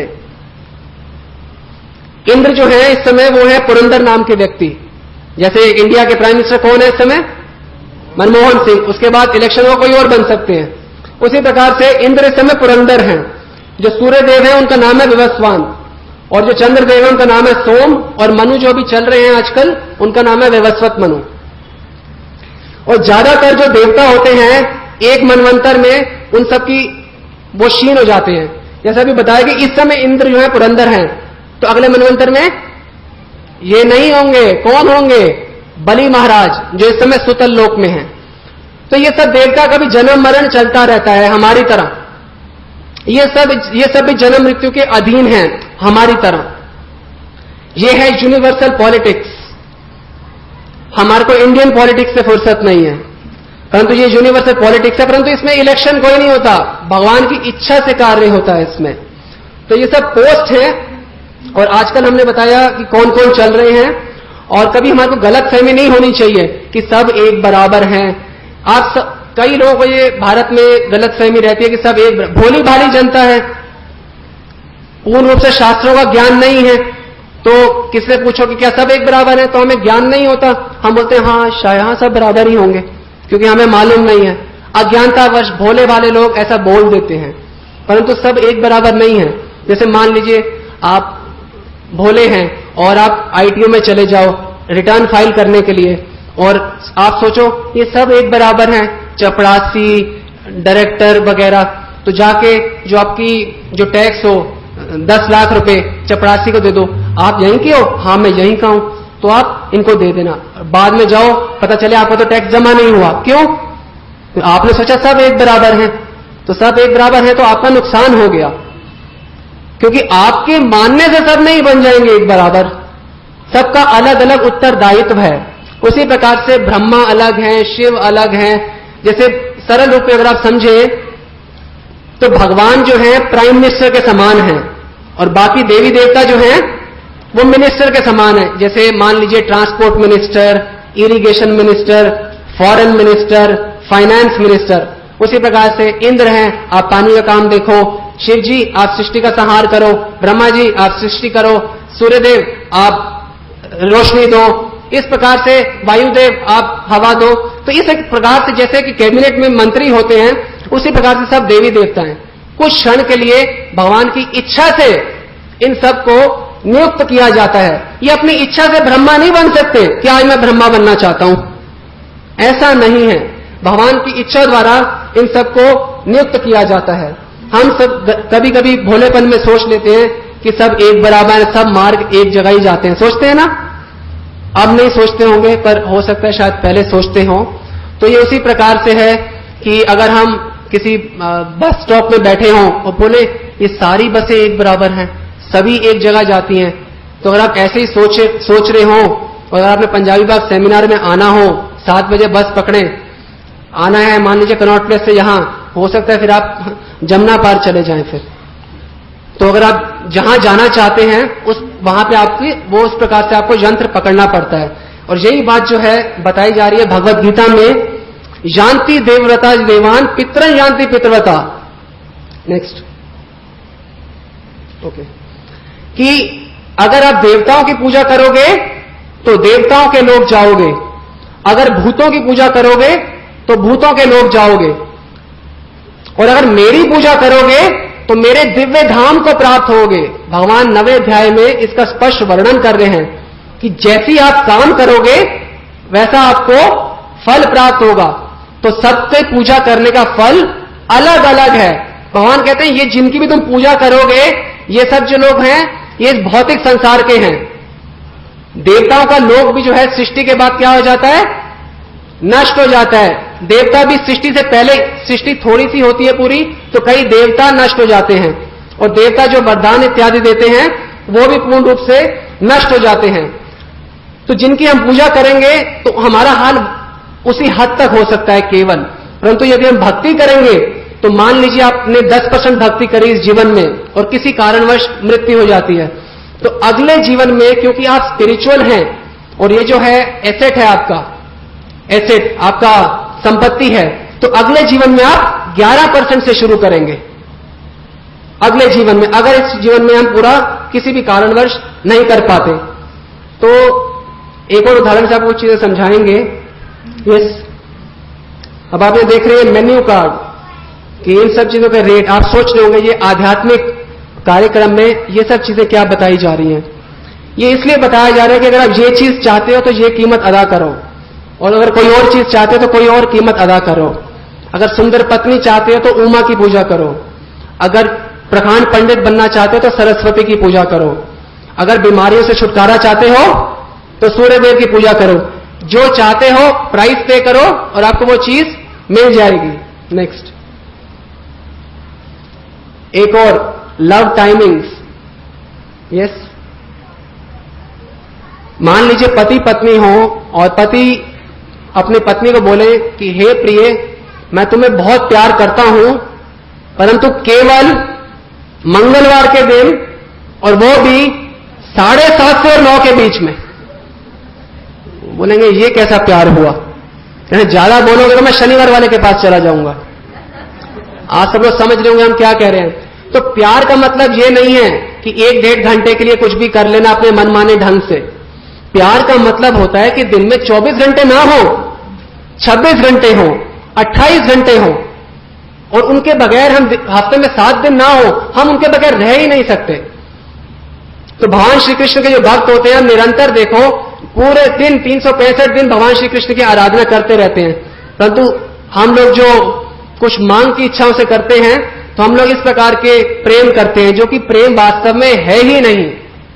Yes, next.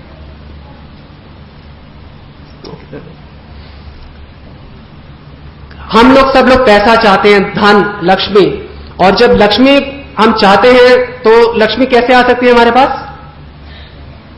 सरल रूप क्या है लक्ष्मी को लाने का? अगर नारायण आएंगे तो लक्ष्मी तो अपने आप भागी भागी चली आएंगी, बिना नारायण के तो रह ही नहीं सकती। परंतु हम क्या करते हैं? नारायण हमें आप नहीं चाहिए, हमें तो केवल सुख संपत्ति घर आवे, केवल लक्ष्मी चाहिए। तो जब हम इस प्रकार की पूजा करते हैं तो लक्ष्मी की सवारी क्या है? उल्लू। तो जब हम इस प्रकार की पूजा करते हैं तो उल्लू बना के हमारे को लक्ष्मी चली जाती हैं। हमें लक्ष्मी वास्तव में प्राप्ति नहीं होती, हमें छाया लक्ष्मी प्राप्त होती है, और उससे केवल हमारा नुकसान होता है। देखा जाता है कि देवताओं के मंदिरों में ज्यादातर रश होता है मार्च के महीने में, अप्रैल के महीने में। किस लिए होता है? पेपर आ गए, एग्जाम्स आ गए, भगवान अगर आप कृपा नहीं करोगे तो फेल हो जाएंगे। तो उस समय रश रहता है, ज्यादा से ज्यादा पूजा चल रही है। और कुछ होते हैं बिल्कुल ड्राई मंथ्स, जैसे गर्मियों की छुट्टियां, फिर हम जाते हैं कुल्लू मनाली, स्विट्जरलैंड एक्सेट्रा। तो ड्राई मंथ्स, ड्राई डेज भी होते हैं कई, 14 फरवरी, 31 दिसंबर, इस प्रकार से। इस दिन तो हमने बिल्कुल नहीं जाना भगवान के पास, उस दिन तो हमारा कोई और चाहिए। जीवन का उद्देश्य है भगवान से प्रीति स्थापित करना, भगवान से प्रेम स्थापित करना। ये कैसा प्रेम है? ये तो व्यापार है, धंधा है, ये पायस बिजनेस है केवल। हम बोलते हैं बहुत बड़े भक्त हैं, भक्त हो अपनी इच्छाओं के, आप गुलाम हो अपनी इच्छाओं के, भक्त भगवान के नहीं हो। क्योंकि भगवान का भक्त होने के लिए पहले तो यह जानना पड़ेगा भगवान कौन है, और फिर उनसे प्रेम करना पड़ेगा। ये तो व्यापार है, धंधा है। हमें ये किसी भी बुद्धिमान व्यक्ति को नहीं करना चाहिए, क्योंकि इससे धोखा किसको प्राप्त होगा? खुद को। जैसे एक बच्चा हो, बच्चा 10 रुपए का नोट लेके अगर सिगरेट की दुकान पे जाए और बोले कि मेरे को सिगरेट दे दो, बोले कौन सी चाहिए, कोई भी दे दो, तो वो लेके आ जाएगा, पी लेगा। दुकानदार मना करेगा उसको? नहीं। परंतु वही 10 रुपए का नोट लेके अपने पापा के पास जाए, बोले पापा सिगरेट ला दो, तो पापा क्या कहेंगे? कौन सी? 555 थप्पड़ मारेंगे उसको। क्यों? क्योंकि बाप जो है वो भला चाहता है बच्चों का, परंतु जो दुकानदार है वो तो केवल व्यापार कर रहा है। उसी प्रकार से यदि हम इच्छाओं के साथ भगवान के पास आएंगे तो भगवान देखेंगे कि भाई आपका इससे लाभ होगा कि नुकसान। अभी इतने चूर हो, नशे में हो कि और ज्यादा धन देंगे, हो सकता है और नशे में चले जाओ, और शराब पीना शुरू कर दो, और मीट खाना शुरू कर दो, और फिर नरक में जा सकते हो। भगवान देखेंगे, तोलेंगे, बोलेंगे हाँ इसके लिए, मेरे बच्चे के लिए ठीक है कि नहीं, और उस प्रकार से भगवान फल देते हैं। पर देवी देवताओं के साथ ऐसा नहीं है। कीमत पे करो, आपको चीज प्राप्त हो जाएगी, क्योंकि देवी देवताओं का आपसे कोई संबंध नहीं है। आप उनके लिए करो, वो आपके लिए करेंगे, एक्सचेंज रहता है। तो जीवन का उद्देश्य एक्सचेंज नहीं है, पायस एक्सचेंज। जीवन का उद्देश्य है भगवान से प्रीति स्थापित करना। ये जो सारे देवता हैं ये एक तरफ हैं और भगवान अलग हैं इन सब से। विष्णु पुराण में श्लोक आता है, एवं एष महाशब्दो भगवान इति सत्तमा परब्रह्मभूतस्य वासुदेवस्य ना अन्यगः। ध्यान से समझिए श्लोक को। एवं एष महाशब्दो, ये जो शब्द है भगवान शब्द, ये क्या है?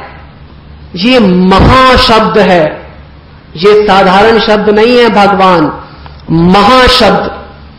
और ये केवल किसके लिए प्रयोग किया जाता है?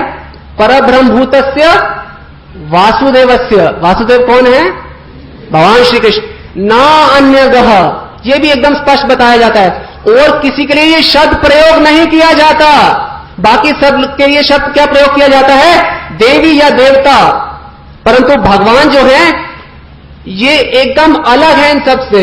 इनके जन्म और कर्म दिव्य हैं, इसलिए भगवान जो सुप्रीम पर्सनैलिटी, इनको भगवान बोला जाता है। ये महाशब्द है, ये महाज्ञान का महाशब्द है। ये बात हमारे हृदय में बैठ गई तो भगवान हमारे हृदय में बैठ जाएंगे और लीला करेंगे हमारे हृदय में बैठ के। कई लोग सोच सकते हैं कि हमारी तो केवल भक्ति की इच्छा नहीं है, हमारी तो बहुत सारी इच्छाएं हैं कि हमारे बच्चों के अच्छे नंबर आए, हमारा व्यापार बढ़े, घर में लड़ाई ना हो, जो हमारी लड़की की शादी हुई है पति से बनी रहे, इत्यादि। तो इस प्रकार की इच्छा भी अगर आपकी है तो भी आपको किसी और देवी देवता के पास जाने की जरूरत नहीं है, बिल्कुल भी। भागवत में वर्णन आता है, अकामः सर्व कामो वा मोक्ष काम उदारदी तीव्रेन भक्ति योगेन जजेत पुरुषम परम।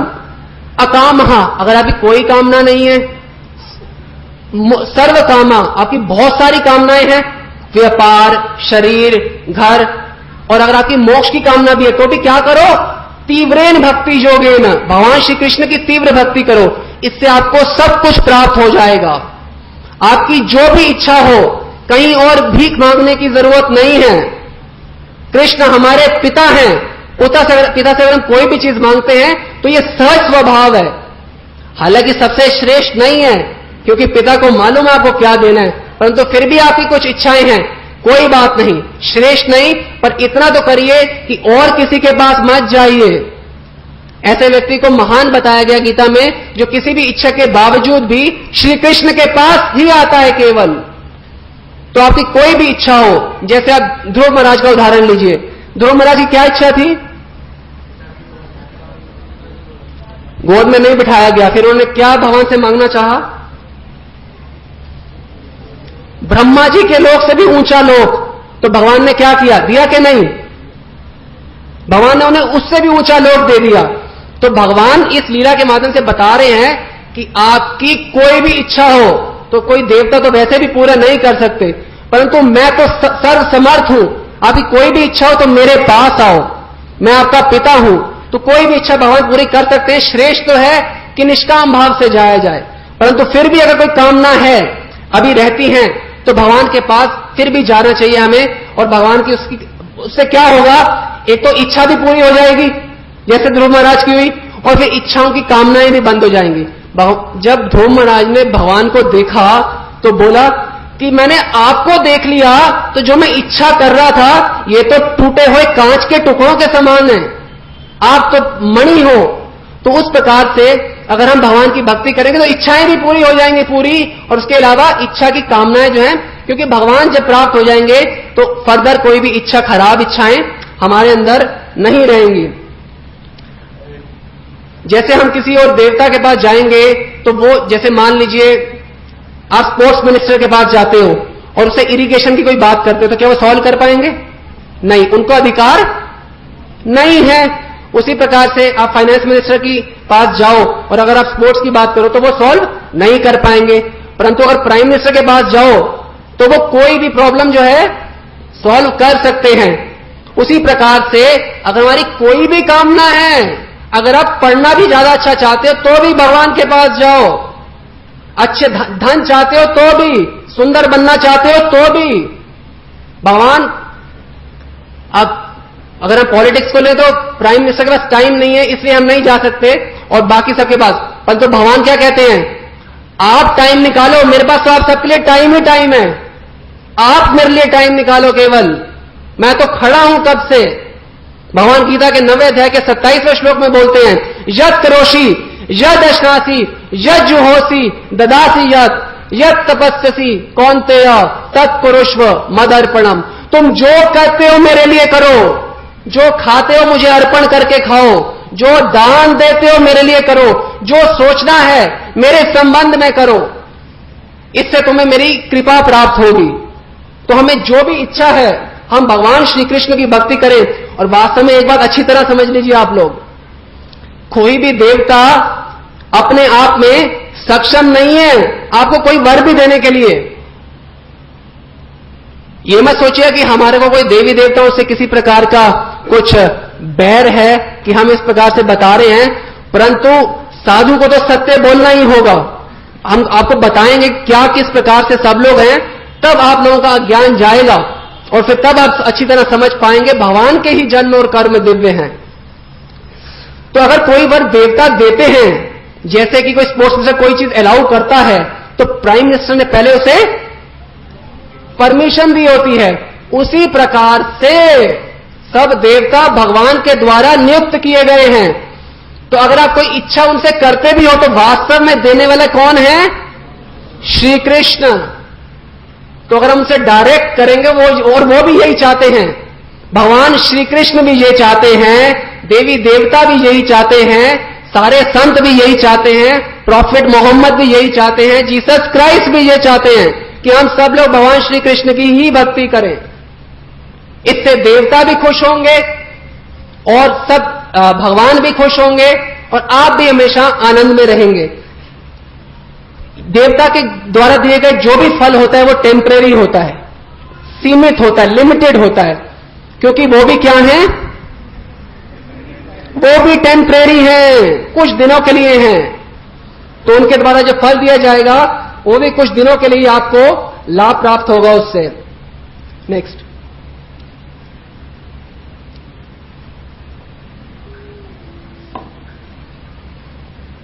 अब हम आपको देवताओं के सबसे उच्च भक्तों की स्थिति में के बारे में बताएंगे। ये है रावण। रावण किनकी उपासना करते थे, शिव जी की। तो जब रावण का अंत आने वाला था उस दिन रावण बहुत ही एकाग्रचित होके मंत्र का जप कर रहे थे, ओम नमः शिवाय, ओम नमः शिवाय। तो ये मंत्र का जप जो है कैलाश तक पहुंच गया। दुर्गा देवी ने बोला, आपका ये भक्त आपको पुकार रहा है, आप इसकी सहायता क्यों नहीं कर रहे अब? तो शिव जी कहते हैं, अब मैं इसकी सहायता कैसे करूं, क्योंकि जिनसे मैं शक्ति प्राप्त कर रहा था उनके द्वारा ही आज मारे जाने वाला है। तो सब देवी देवता भी जो हैं भगवान से शक्ति प्राप्त करते हैं। ये शिव जी के सबसे परम भक्त हुए हैं रावण, वो भी अपने भक्त को नहीं बचा पाए। नेक्स्ट, ये है जड़ भरत। एक बार माता के कुछ उपासक थे, वो जड़ भरत नाम के व्यक्ति को, जो भगवान श्री कृष्ण के परम भक्त थे, उनको बलि चढ़ाने के लिए ले गए। और जैसे ही बलि चढ़ाने लगे, अचानक माता अपनी मूर्ति से प्रकट होकर बाहर आ गई। मूर्ति तोड़ के माता बाहर प्रकट हो गई और अपने ही भक्तों को एक एक करके मार दिया, सबका सिर काट दिया, अपने भक्तों का। क्यों? किसको बचाने के लिए? श्री कृष्ण के भक्त को बचाने के लिए। तो श्री कृष्ण के भक्तों की रक्षा करने के लिए सारे देवता तत्पर रहते हैं, उनका परम भक्त भी कोई क्यों ना हो। परंतु यदि भगवान श्री कृष्ण के भक्तों को भी अगर आप हानि पहुंचाओगे तो देवता आपका भी नाश कर देंगे। नेक्स्ट, दुर्वासा मुनि की कथा आपने सुननी होगी कि उन्होंने अम्बरीश महाराज के प्रति अपराध किया और भगवान ने अपना सुदर्शन चक्र छोड़ दिया। सुदर्शन चक्र भाग रहा है दुर्वासा मुनि के पीछे और दुर्वासा मुनि भाग रहे हैं। पहले ब्रह्मा जी के पास गए, ब्रह्मा जी बचाओ बचाओ। ब्रह्मा जी ने कहा, मैं इन्हीं भगवान से शक्ति प्राप्त करता हूं, तुम्हें मैं नहीं बचा। फिर शिव जी के पास चले गए, शिव जी ने भी एकदम स्पष्ट मना कर दिया। फिर भगवान ने उन्हें बोला कि अगर तुम चाहते हो कि सुदर्शन तुम्हें छोड़ दे तो अम्बरीश महाराज के पास जाओ और जाके उनसे माफी मांगो, मेरे भक्त के पास जाओ। तो जो काम देवता भी नहीं कर सकते, ब्रह्मा शिव इत्यादि, वो भगवान के भक्त ने करा। फिर भगवान ने, अम्बरीश महाराज ने उन्हें माफ कर दिया और फिर सुदर्शन जो है वापस चले गए। तो आप ये देख रहे हैं, ब्रह्मा जी जो है, ब्रह्मा जी के सबसे बड़े भक्त, शिव जी के सबसे बड़े भक्त, और दुर्वासा मुनि इतने बड़े योगी, और हिरण्यकशिपु ने बहुत भीषण तपस्या की थी। वर्णन आता है कि उनके शरीर का सारा मांस इत्यादि सब चला गया था और उनकी केवल हड्डियां रह गई थी, और उनका शरीर चींटियों से भर गया था, चींटियां ही चींटियां, इतनी भीषण तपस्या की। और ये ब्रह्मा जी से क्या वर मांगा? मुझे अमर कर दो। ब्रह्मा जी ने क्या बोला?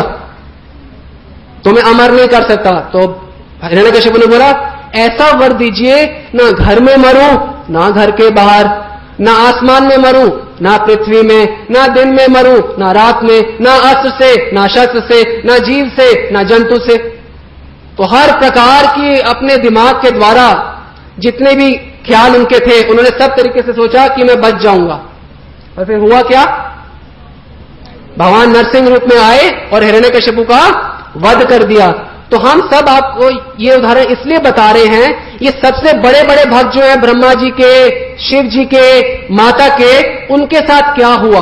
तो बाकी छोटे छोटे भक्त हमारे जैसे, उनका तो कहना ही क्या। और अगर आप दूसरे ओर देखें, भगवान श्री कृष्ण के भक्त जैसे परीक्षित महाराज हैं।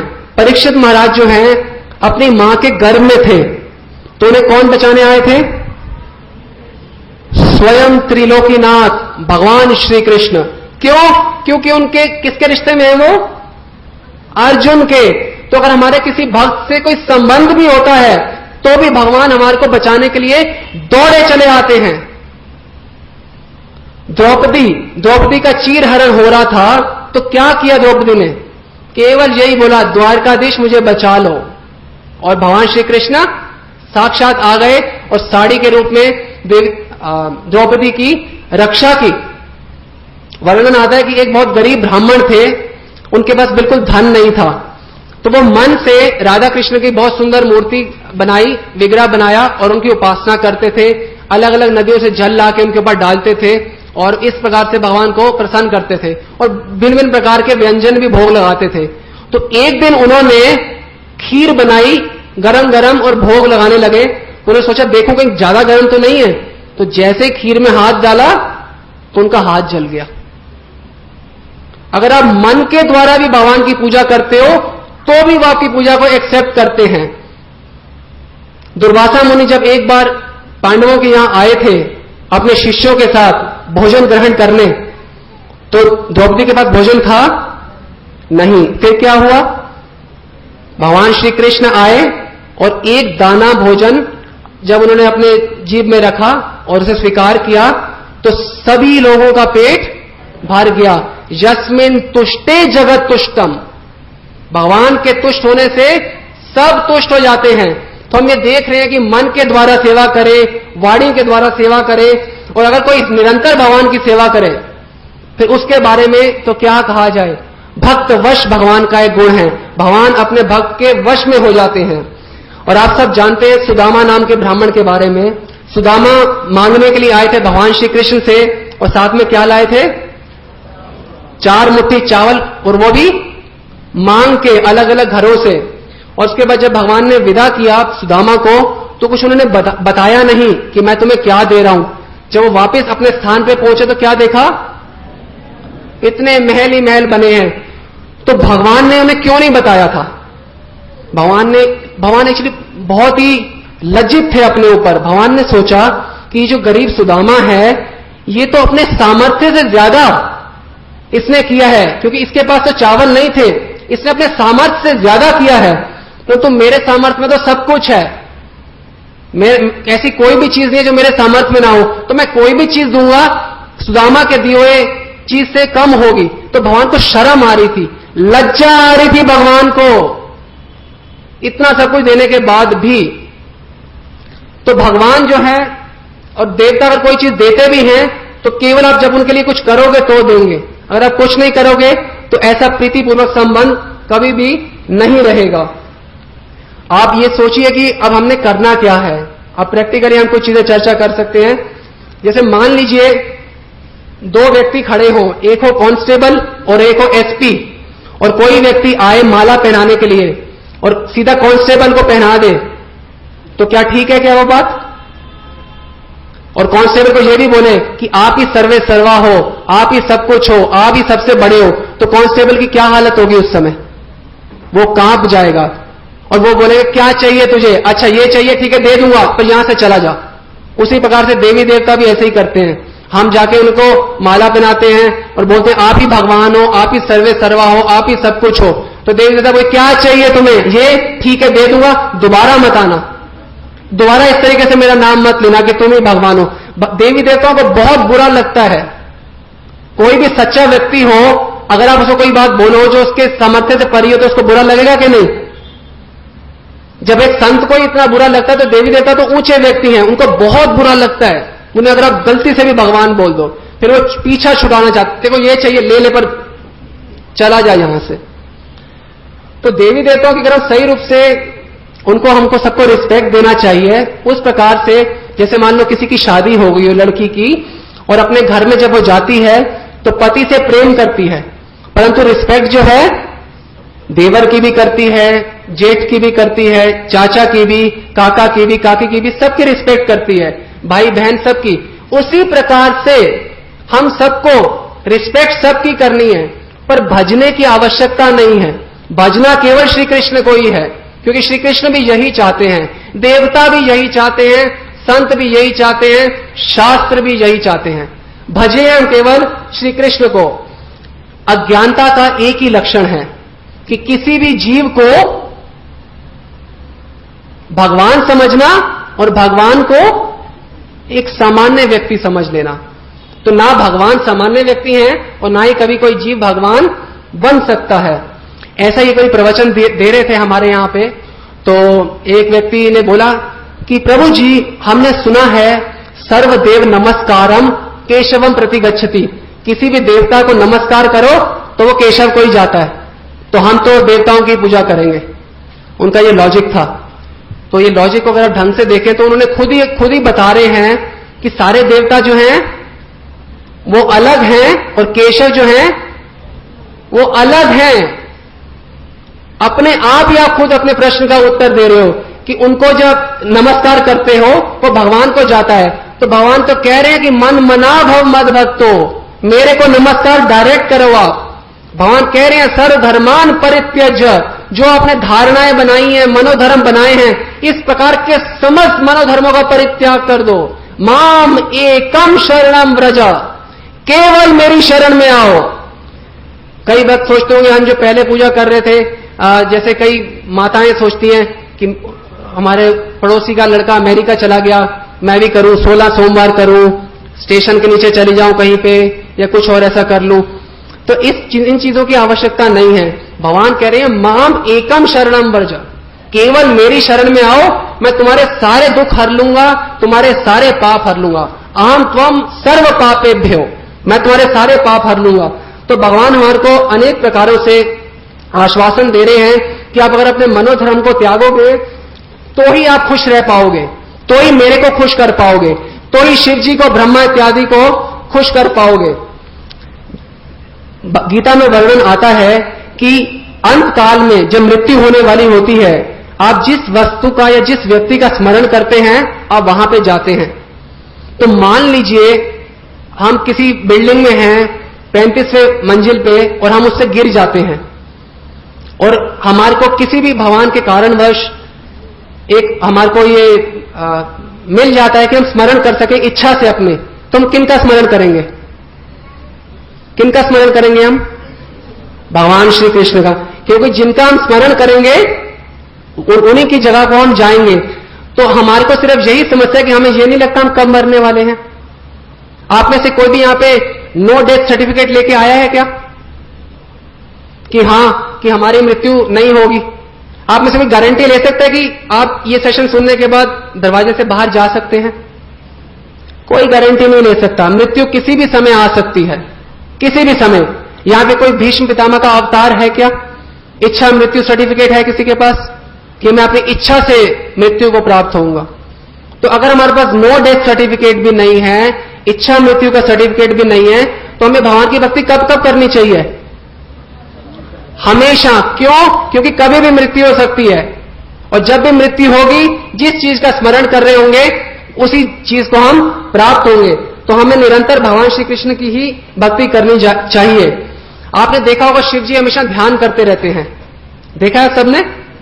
शिव जी से दुर्गा जी ने पूछा कि आप ये किनका स्मरण करते हो, हमेशा किनका ध्यान करते हो? तो शिव जी बोलते हैं श्री राम राम रामेति रमे रमे मनोरमे, कि हे मनोहर मुख वाली। वो अपनी पत्नी को भी ऐसे ही संबोधित करते हैं राम के नाम से, मनोरमे। कहते हैं कि हे मनोहर मुख वाली, मैं हमेशा अपने प्रभु श्री राम का स्मरण करता हूं, श्री राम राम रामेति। और काशी के अंदर अगर कोई शरीर छोड़ता है तो शिव जी खुद अपने उस व्यक्ति के कान में राम बोलते हैं, ताकि वो भगवान के धाम को प्राप्त हो। और जैसे हम हनुमान जी की उपासना करने की कोशिश करते हैं, तो क्या करते हैं? मंगलवार को जाते हैं और कुछ बूंदी या लड्डू या बर्फी जाके उनके मुंह पे चिपका देते हैं। यही करते हैं ना हम लोग? ले बूंदी, ले लड्डू, ले बर्फी। आप सोचिए कि कितना भद्दा मजाक है हनुमान जी के साथ। ये बहुत सीरियस विषय है ये। आप हमारे किसी भक्त को भी कोई चीज दे दीजिए बिना भोग लगाए, तो हमारे भक्त कोई भी स्वीकार नहीं करेंगे, चाहे आप कुछ भी दे दीजिए। तो अब ये सोचिए, हनुमान जी तो परम भक्त हैं कि नहीं है? तो उनकी कितनी बड़ी इंसल्ट कर रहे हैं हम, जाके सीधा उनके मुंह पे चिपका देते हैं। भगवान का कोई भक्त भी बिना भोग लगाए नहीं खाता, तो हनुमान जी कैसे खाएंगे कभी भी? अगर आपने हनुमान जी को भोग लगाना भी है तो आप क्या कीजिए, भगवान श्री कृष्ण को अर्पण कीजिए तुलसी पत्ता डाल के, और उसके बाद जो प्रसाद है वो हनुमान जी को दीजिए। हनुमान जी नाचेंगे, बहुत खुश होंगे। अगर कोई माला चढ़ानी हनुमान जी को, पहले राम को या भगवान श्री कृष्ण को चढ़ाइए, उसके बाद हनुमान जी को चढ़ाइए, वो बहुत खुश होंगे। सही रूप से करिए सही चीजों को। हम अपना ही नुकसान करते हैं ये सब चीजें करके, अपने मन द्वारा मन घड़त सो कॉल्ड भक्ति करके। हम अगर आप कोई भी गणेश जी की पूजा करते हैं तो कभी ढंग से मंत्रों को सुनिएगा। कैसे शुरू होते हैं मंत्र? ओम गोविंदाय नमः, ओम केशवाय नमः, ओम माधवाय नमः। और अंत कैसे होता है? इति नारायणम समर्पयामि। मैं ये सब कुछ जो है किनको समर्पित करता हूं? नारायण को। और शुरू कहां से किया जा रहा है? गोविंदाय नमः, माधवाय नमः, केशवाय नमः। तो ये जैसे ये सैंडविच के समान कई चीजें हैं कि ऊपर भी भगवान का नाम और अंत में भी, और बीच में अगर आप गलत रूप से कर रहे हो तो भी पूरा नुकसान आपका ना हो। बीच में कोई भी फिलर डाल देते हैं कि गणेश जी का या किसी और का, परंतु अकलमंदी क्या है कि पूरा सब कुछ ही श्री कृष्ण से बना हुआ हो। श्री कृष्ण की हम पूजा करेंगे तो सब कुछ प्राप्त हो जाएगा। गणेश जी ने कैसी कोई दुकान नहीं खोली कि 6 महीने में आप जो मांगोगे वो दे देंगे, ऐसा नहीं है। अनेक अनेक प्रकार की विधियां होती हैं, अनेक अनेक प्रकार की। और वर्णन आता है कि अगर एक भी विधि का हम सही रूप से उच्चारण नहीं करते या पालन नहीं करते तो यजमान विनष्टि श्रुति के अंदर बताया गया है कि जो यजमान है उसी का नाश हो जाता है, मनमाने ढंग से करना। तो हमें, और जो देवता हैं, सबसे हैरानगी की बात, देवता जो है वो भी इस पृथ्वी लोक पे आना चाहते हैं। किस लिए? भगवान श्री कृष्ण की भक्ति करने के लिए।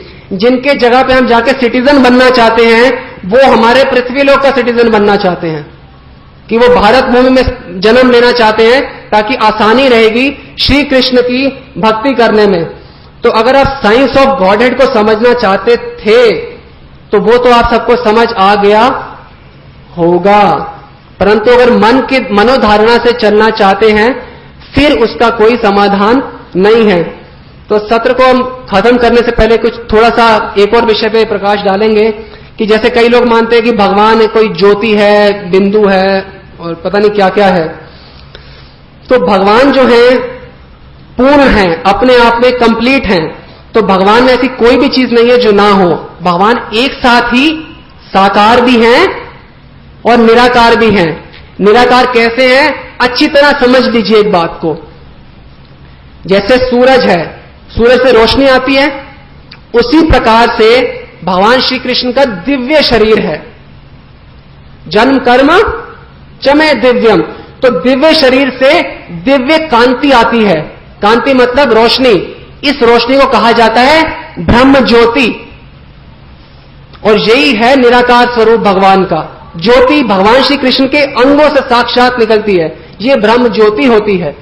गीता में भगवान बता रहे हैं ब्रह्मणो ही प्रतिष्ठा अहम। ये जो ब्रह्म है, ये जो ब्रह्म ज्योति है, इसकी प्रतिष्ठा कौन है? मैं स्वयं हूं।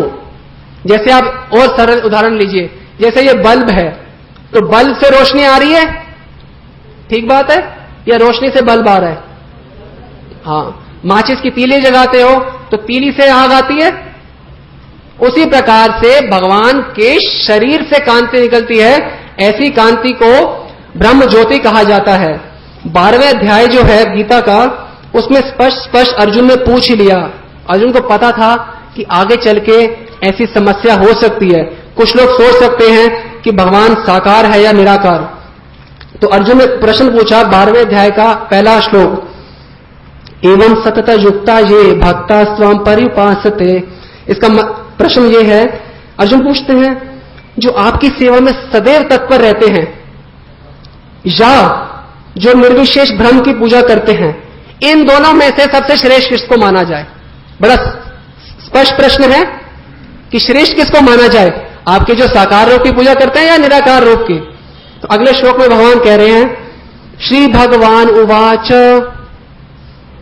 ये श्लोक जो है भगवान द्वारा बोला गया है, श्री भगवान उवाच। और उससे पहले जो श्लोक था कौन बोल रहे थे? अर्जुन उवाच। ये क्या है? श्री भगवान उवाच। हमें समझना चाहिए कि कौन व्यक्ति बोल रहे हैं। ये परम भगवान बोल रहे हैं। आप देखते हैं सेंसेक्स के अंदर अगर चिदम्बरम उवाच कुछ हो जाता है तो किसी भी शेयर का भाव ऊंचा या नीचा बहुत जल्दी हो जाता है। तो अगर कोई बड़ी पर्सनैलिटी कुछ बोलती है तो उस बात की बहुत वजन होता है। उसी प्रकार भगवान ये शब्द बोल रहे हैं। क्या भगवान से बड़ा कोई है? भगवान श्री कृष्ण से बड़ा कोई नहीं है। भगवान श्री कृष्ण के मत से बड़ा किसी का मत नहीं है। अगर कोई सोचता है कि उसका मत भगवान श्री कृष्ण के मत से बड़ा है तो वो क्या है? तो भगवान श्री कृष्ण क्या उत्तर देते हैं? मयो विश्व मनोजे माम नित्य युक्ता उपासते श्रद्धा पर्योपितास्ते में युक्त तमा मतः। श्री भगवान ने कहा, जो लोग अपने मन को मेरे साकार रूप में एकाग्र करते हैं और श्रद्धा पूर्वक मेरी पूजा करने में सदैव लगे रहते हैं, वह मेरे द्वारा परम सिद्ध माने जाते हैं। भगवान एकदम स्पष्ट बता रहे हैं, जो मेरी साकार रूप में पूजा करते हैं मेरे द्वारा परम सिद्ध माने जाते हैं। भगवान हम सबके परम पिता हैं, हमारा उनसे स्वाभाविक संबंध है। उनसे प्रेम स्थापित करना है भक्ति योग के माध्यम से। और हमारे को बहुत ही हंसी आती है जब हम कई बारी ऑटो या ट्रक के पीछे लिखा हुआ पढ़ते हैं। आप लोगों ने भी कईयों ने पढ़ा होगा, सुना भी होगा, एक तू ही निरंकार। सोचिए कितनी बड़ी, जब हमने जोर से हंसना होता है तो हम इसी बात का स्मरण करते हैं। क्या बोला जा रहा है? एक तू। पहले क्या बोला जा रहा है? एक तू, एक प्रवीण जी पर निराकार। पहले इनको एक व्यक्ति के रूप में स्थापित कर रहे हैं, एक तू है कुछ पर निरंकार है। ये बहुत ही बचपनों वाली चीजें हैं। यहां पे कई डॉटर और मदर आए हैं, साथ में आए हैं? ओके। तो जैसे अगर आप फोन करो मम्मी को और बात करना चाहो फोन पे और पता चले आपकी मम्मी एकदम से निराकार हो गई, तो क्या निराकार से कोई प्रेम किया जाता है? तो निराकार से कोई प्रेम नहीं किया जाता। भगवान श्री कृष्ण व्यक्ति हैं, हमारा उनसे संबंध है और भक्ति करके हम अपने इस संबंध को ही स्थापित करते हैं। और भगवत गीता में वर्णन आता है, भगवान कहते हैं अनित्यम असुखम लोकम इमं प्राप्य भजस्व मामा। तो अनित्यम ये टेम्परेरी जगत है, असुखम इसमें दुख ही दुख है, इस जगह पे तुम्हारा जन्म हो गया तो क्या करो? अनित्यम असुखम लोकम इमम प्राप्य भजस्व माम, मेरा भजन करो। तो भगवान गीता के अंदर और एक शास्त्रों में बहुत स्पष्ट बता रहे हैं कि हमें क्या करना है और क्या नहीं करना। और 3 शब्द के द्वारा अब हम इस सत्र का अंत करेंगे। इससे हमें पता चल सकता है कि हमारी बुद्धि कितनी विकसित है, क्योंकि भगवान ने अपना मत दिया हुआ है। जो देवी देवताओं की पूजा करते हैं, भगवान उन्हें बताते हैं अल्प मेधशा। मेधा क्या होता है? बुद्धि। अल्प बुद्धि मतलब थोड़ी सी बुद्धि वाले। जो देवी देवताओं की पूजा करते हैं क्या है वो? थोड़ी सी बुद्धि वाले हैं। अच्छा, जो निराकार की पूजा करते हैं वो क्या है? अबुद्धिया, बुद्धिहीन व्यक्ति। ये हमारा मत नहीं है, ये श्री भगवान उवाच है 7वें अध्याय में। भगवान कहते हैं अबुद्धया, बिल्कुल बुद्धिहीन है वो व्यक्ति जो सोचता है कि मैं निराकार हूं। और भगवान जो अपने भक्तों के विषय में कहते हैं, वो कहते हैं सुमेधशा, सबसे ज्यादा बुद्धिमान व्यक्ति हैं वो जो भगवान श्री कृष्ण की उपासना करते हैं। भक्ति करने के लिए सबसे 2 चीजों की आवश्यकता है। क्या चीजें हैं वो 2? एक तो आपका प्रयास और दूसरा भगवान की कृपा। तो अगर भगवान निराकार है तो वो तो कुछ कर ही नहीं सकते, तो कृपा कैसे करेंगे? वो तो कुछ भी नहीं कर सकते, ना उनका हाथ है, ना पांव है, ना मुंह है, उनका ना कोई गुण है। तो भगवान की जो पूजा है उसके अंदर भगवान, जब हम पूजा करते हैं तो भगवान की कृपा हमारे ऊपर होती है। जब वो भगवान कृपा करते हैं तो हमारा भजन में फल प्राप्त होता है। जो भी चीजें हम चाहते हैं भगवान की कृपा से हमें प्राप्त होती हैं। अब आपने पूरा प्रवचन सुना है और आप में से कुछ भक्तों को लगा होगा कि जो शब्द हैं ये थोड़े कड़क थे। कुछ भक्तों को लगा होगा, जब प्रभुपाद प्रवचन देते थे तो उनसे कुछ भक्त लोग पूछते थे, प्रभुपाद आप काफी कड़क प्रवचन दे देते हैं। तो प्रभुपाद उत्तर देते थे, वो कहते थे कि अगर आपको फोड़ा हो गया है तो अगर आप उसको फूंक मारो तो क्या फोड़ा ठीक हो जाएगा? फोड़ा ठीक नहीं होगा। उसी प्रकार से हमारे को आध्यात्मिक रूप से फोड़ा है, तो फोड़ा कैसे ठीक होता है? चीरा लगाने से। जब चीरा लगाते हैं सब खराब चीजें चली जाती हैं तो फोड़ा ठीक हो जाता है। उसी प्रकार से ये कड़क शब्द, जब जो स्पष्ट शब्द भगवान के शब्द हैं जब हमें प्राप्त होते हैं तो हमारी सारी अज्ञानता चली जाती है। आपने कई लोग सोच रहे होंगे भगवान श्री कृष्ण के भक्त जो है खुद भी हमेशा भक्ति करते हैं और सबको लगाते भी हैं। तो ये उसी प्रकार से है जैसे बच्चा है, छोटा बच्चा, उसको दूध पिलाया जाता है। किस लिए? ताकि वो हृष्ट पुष्ट हो सके। और वो बच्चा दूध नहीं पीना चाहता बचपन में, तो लाते भी मारता है मां को। तो क्या मां दूध पिलाना छोड़ देती है?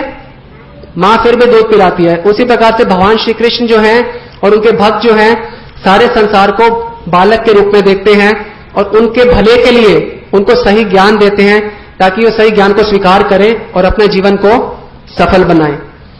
तो आज के सत्र में इतना ही होगा। अगर आप लोगों को कोई प्रश्न हो तो बाद में आके पूछ सकते हैं। आप सबका बहुत बहुत धन्यवाद। हरे कृष्णा।